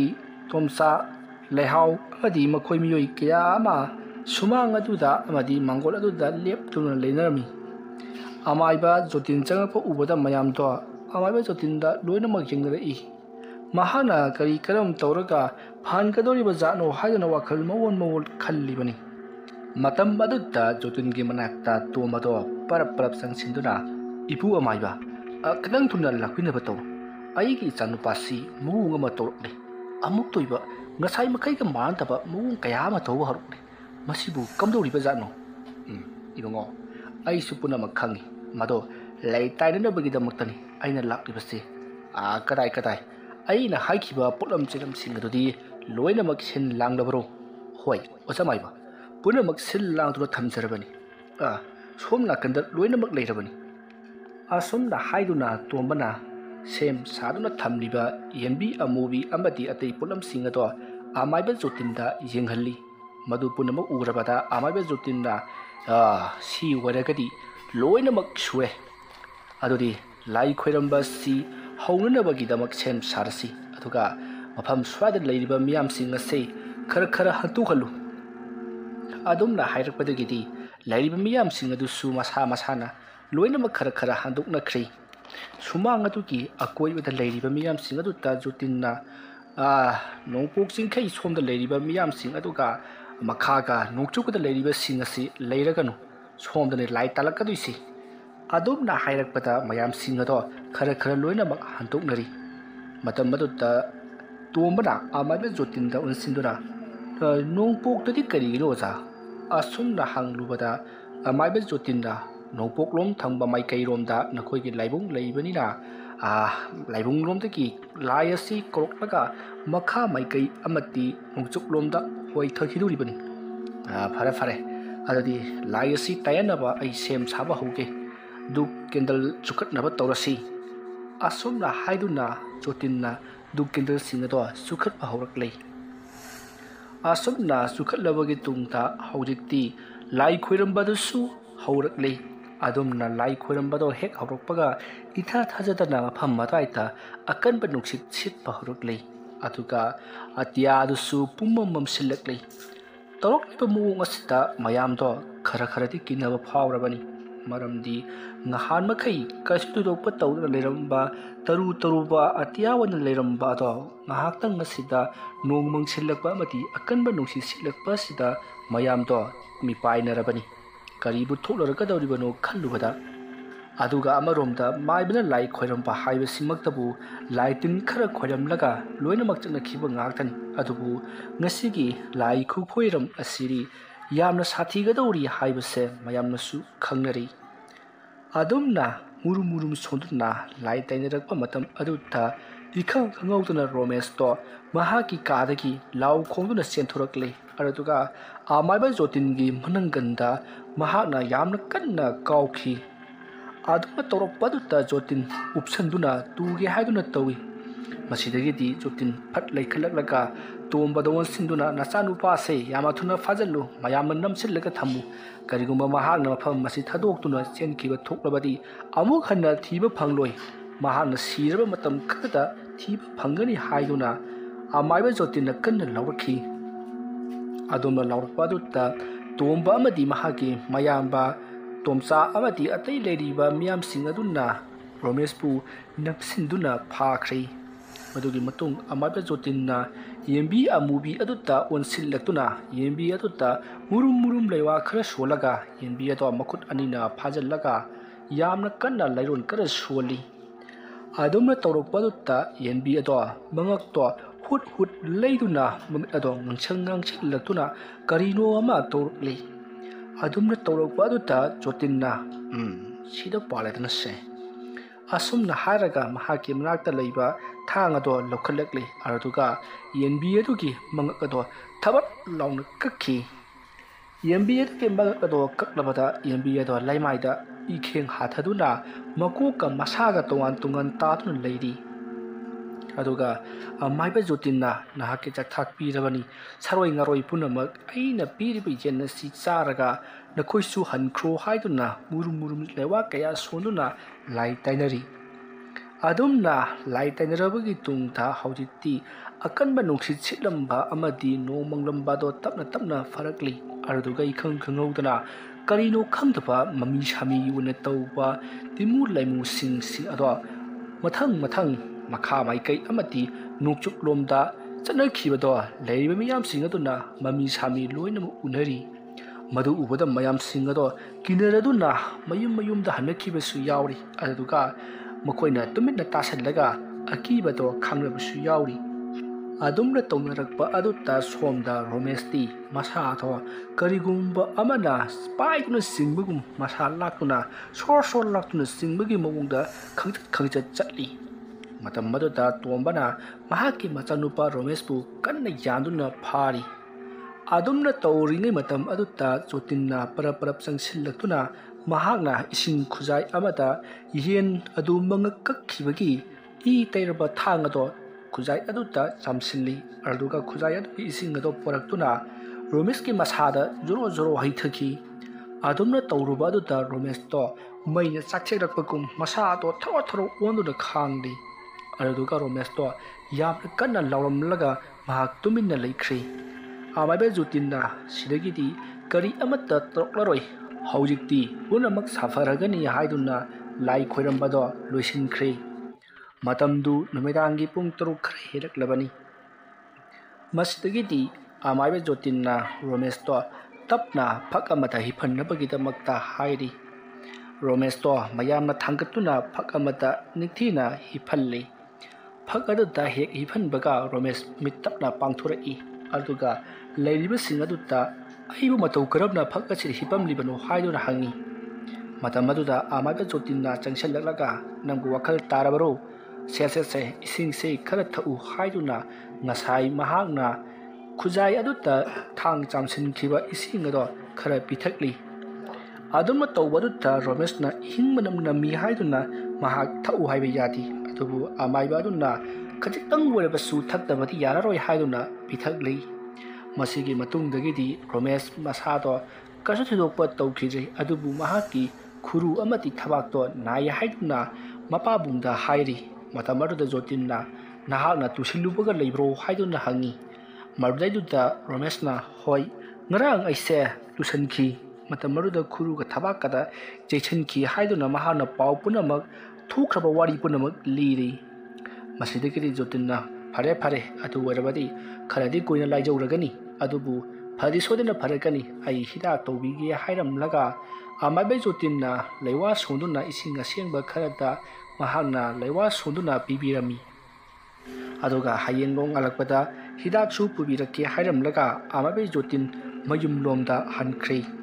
ꯇꯣꯝꯕꯅ ꯃꯍꯥꯛꯀꯤ ꯗꯈꯤꯅꯥ ꯈꯔ ꯀꯠꯆꯩ, ꯑꯗꯨꯕꯨ ꯂꯧ ꯍꯥꯏꯕ ꯌꯥꯈꯤꯗꯦ꯫ ꯃꯁꯤꯒꯤ ꯃꯇꯨꯡ ꯍꯧꯖꯤꯛꯇꯤ ꯑꯃꯥꯏꯕ ꯖꯣꯇꯤꯟ ꯃꯌꯨꯝꯂꯣꯝꯗ ꯒꯝ ꯑꯗꯨꯃꯛ ꯆꯠꯈ꯭ꯔꯦ꯫ ꯃꯗꯨꯗꯒꯤꯗꯤ ꯔꯣꯃꯦꯁ, ꯇꯣꯝꯕ, ꯃꯍꯥꯛꯀꯤ ꯃꯃꯥ ꯂꯩꯍꯥꯎ ꯑꯃꯗꯤ ꯇꯣꯝꯕꯒꯤ ꯃꯌꯥꯝꯕ ꯇꯣꯝꯆꯥ ꯃꯈꯣꯏ ꯂꯣꯏꯅꯃꯛꯁꯨ ꯏꯃꯨꯡꯗ ꯆꯪꯉꯛꯇꯨꯅ ꯄꯣꯊꯥꯅꯈ꯭ꯔꯦ꯫ ꯑꯗꯨꯒ ꯂꯩꯍꯥꯎ ꯑꯃꯗꯤ ꯃꯍꯥꯛꯀꯤ ꯎꯔꯣꯏꯕ ꯇꯣꯝꯕꯅ ꯆꯥꯛꯈꯨꯝꯗ ꯆꯥꯛ ꯏꯁꯤꯡ ꯊꯣꯡꯅꯕꯒꯤꯗꯃꯛꯇ ꯁꯦꯝ ꯁꯥꯔꯤ꯫ ꯑꯗꯨꯒ ꯇꯣꯝꯕꯒꯤ ꯃꯌꯥꯝꯕ ꯇꯣꯝꯆꯥꯗꯤ ꯃꯍꯥꯛꯀꯤ ꯃꯆꯥꯅꯨꯄꯥ ꯊꯣꯛꯂꯤꯕ ꯔꯣꯃꯦꯁꯀ ꯋꯥꯔꯤ ꯋꯥꯇꯥꯏ ꯁꯥꯟꯅꯗꯨꯅ ꯂꯩꯍꯧꯔꯤ꯫ ꯃꯇꯝ ꯑꯗꯨꯗ ꯇꯣꯝꯆꯥꯅ ꯔꯣꯃꯦꯁꯇ ꯀꯔꯤ ꯀꯝꯗꯧꯅ ꯊꯕꯛꯁꯤꯡ ꯑꯁꯤ ꯊꯣꯛꯂꯤꯕꯅꯣ ꯍꯥꯏꯗꯨꯅ ꯍꯪꯉꯤ꯫ ꯃꯇꯝ ꯑꯗꯨꯗ ꯔꯣꯃꯦꯁꯅ ꯉꯔꯥꯡ ꯅꯨꯃꯤꯗꯥꯡ ꯃꯍꯥꯛꯁꯦ ꯈꯨꯜꯒꯤ ꯂꯥꯏ ꯍꯔꯥꯎꯕ ꯑꯁꯤꯒꯤ ꯂꯥꯏꯔꯣꯏ ꯌꯦꯡꯂꯨꯕꯅꯤ꯫ ꯑꯗꯨꯒ ꯂꯥꯏꯔꯣꯏ ꯌꯦꯡꯂꯨꯔꯒ ꯍꯜꯂꯛꯄꯒꯤ ꯂꯝꯕꯤꯗ ꯃꯍꯥꯛꯅ ꯕꯨꯠ ꯄ꯭ꯔꯦꯠ ꯀꯌꯥ ꯑꯃ ꯊꯦꯡꯅꯈꯤ꯫ ꯑꯗꯨꯒꯤ ꯃꯇꯨꯡꯗꯒꯤꯗꯤ ꯑꯩꯁꯦ ꯍꯥꯏꯐꯝ ꯇꯧꯐꯝ ꯈꯪꯗꯕ ꯏꯁꯥꯗ ꯀꯔꯤꯅꯣꯃ ꯇꯧꯔꯛꯈꯤ꯫ ꯑꯗꯨꯒꯤ ꯃꯇꯨꯡꯗꯒꯤꯗꯤ ꯂꯥꯏ ꯃꯊꯪ ꯈꯣꯏꯔꯝꯂꯛꯂꯤꯕ ꯑꯁꯤꯅꯤ ꯍꯥꯏꯗꯨꯅ ꯇꯝꯂꯤ꯫ ꯑꯁꯨꯝꯅ ꯋꯥꯔꯤ ꯋꯥꯇꯥꯏ ꯁꯥꯟꯅꯔꯤꯉꯩ ꯍꯧꯖꯤꯛꯇꯤ ꯅꯨꯃꯤꯗꯥꯡ ꯑꯗꯣ ꯊꯦꯡꯖꯤꯜꯂꯛꯂꯤ꯫ ꯇꯣꯝꯕ ꯑꯃꯗꯤ ꯂꯩꯍꯥꯎꯅꯁꯨ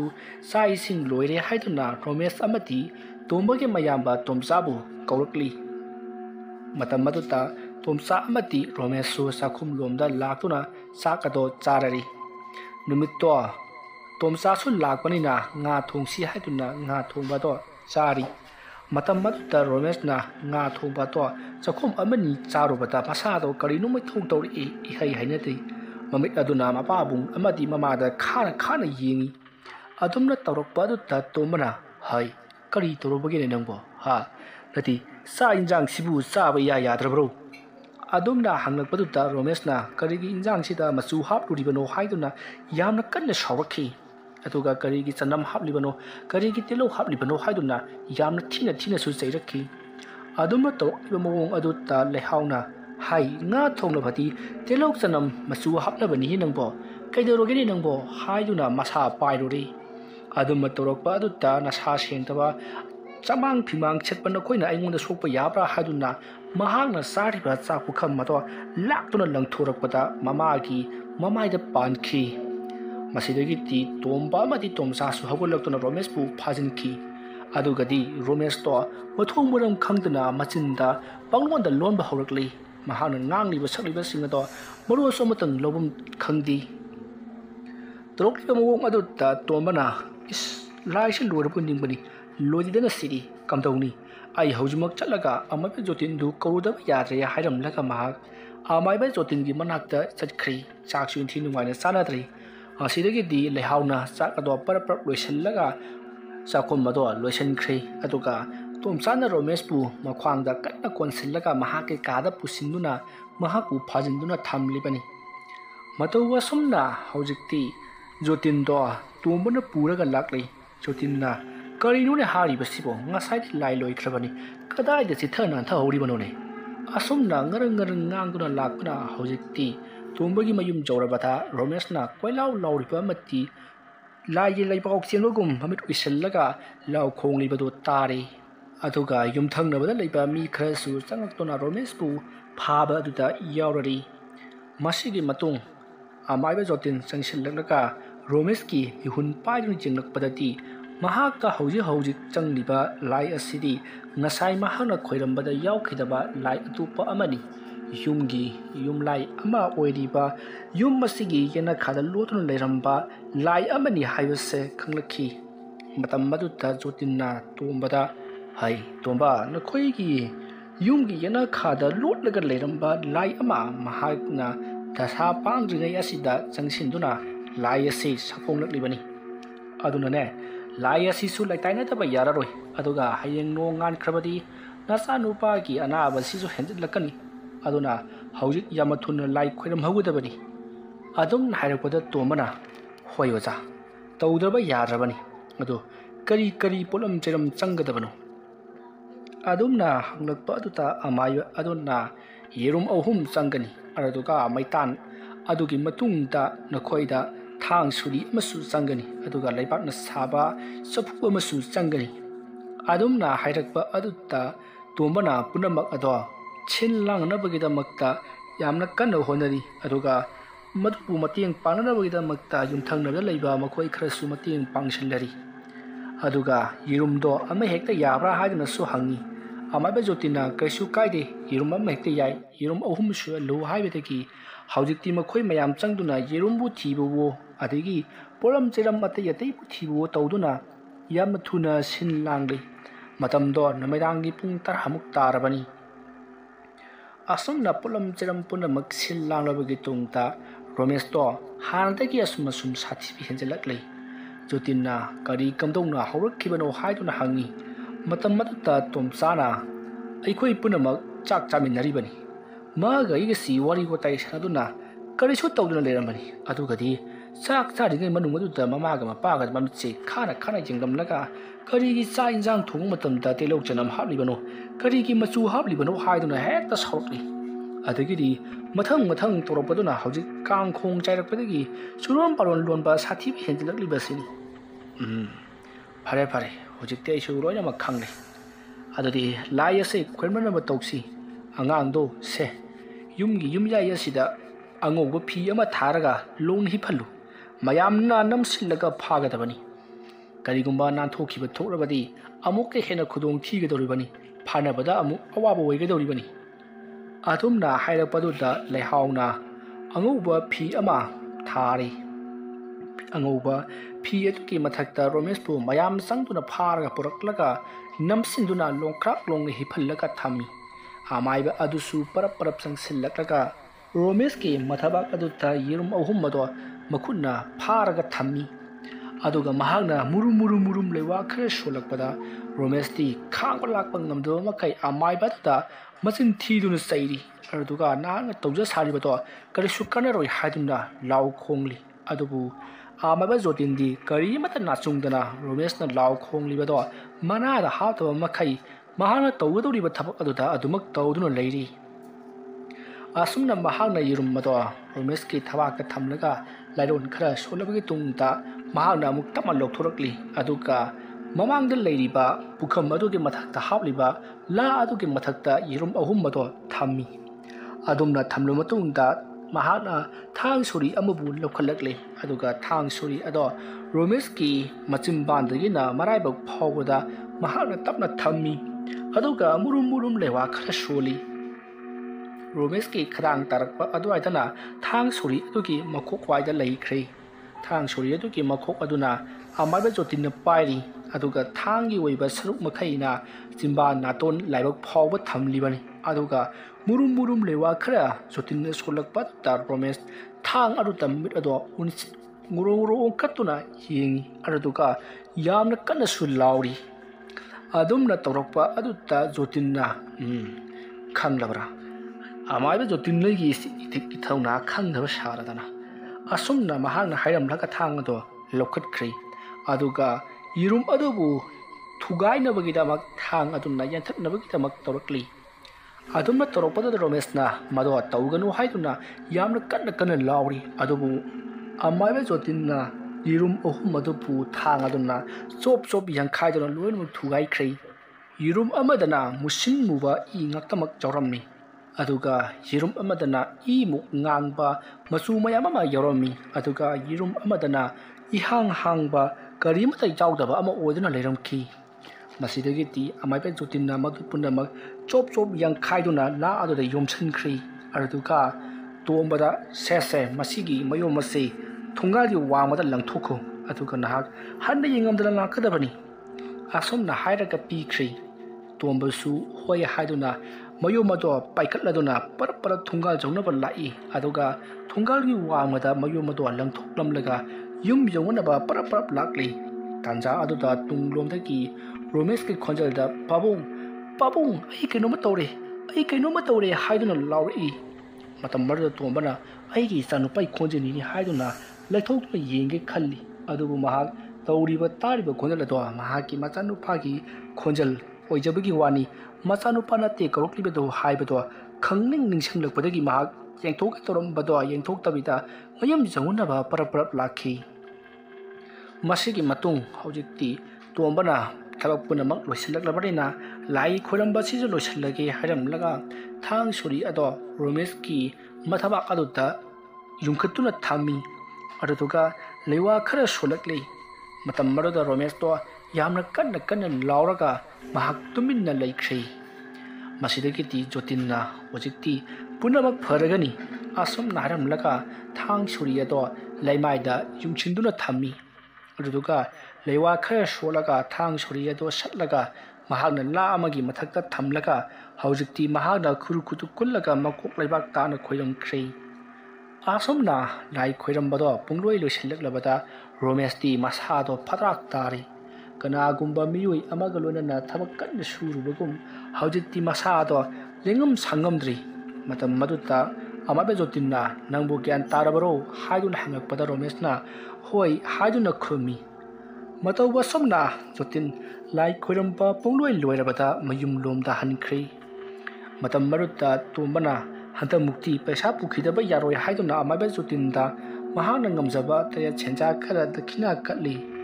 ꯃꯁꯤꯗꯒꯤꯗꯤ ꯖꯣꯇꯤꯟꯅꯁꯨ ꯍꯣꯏ ꯐꯔꯦ ꯍꯥꯏꯗꯨꯅ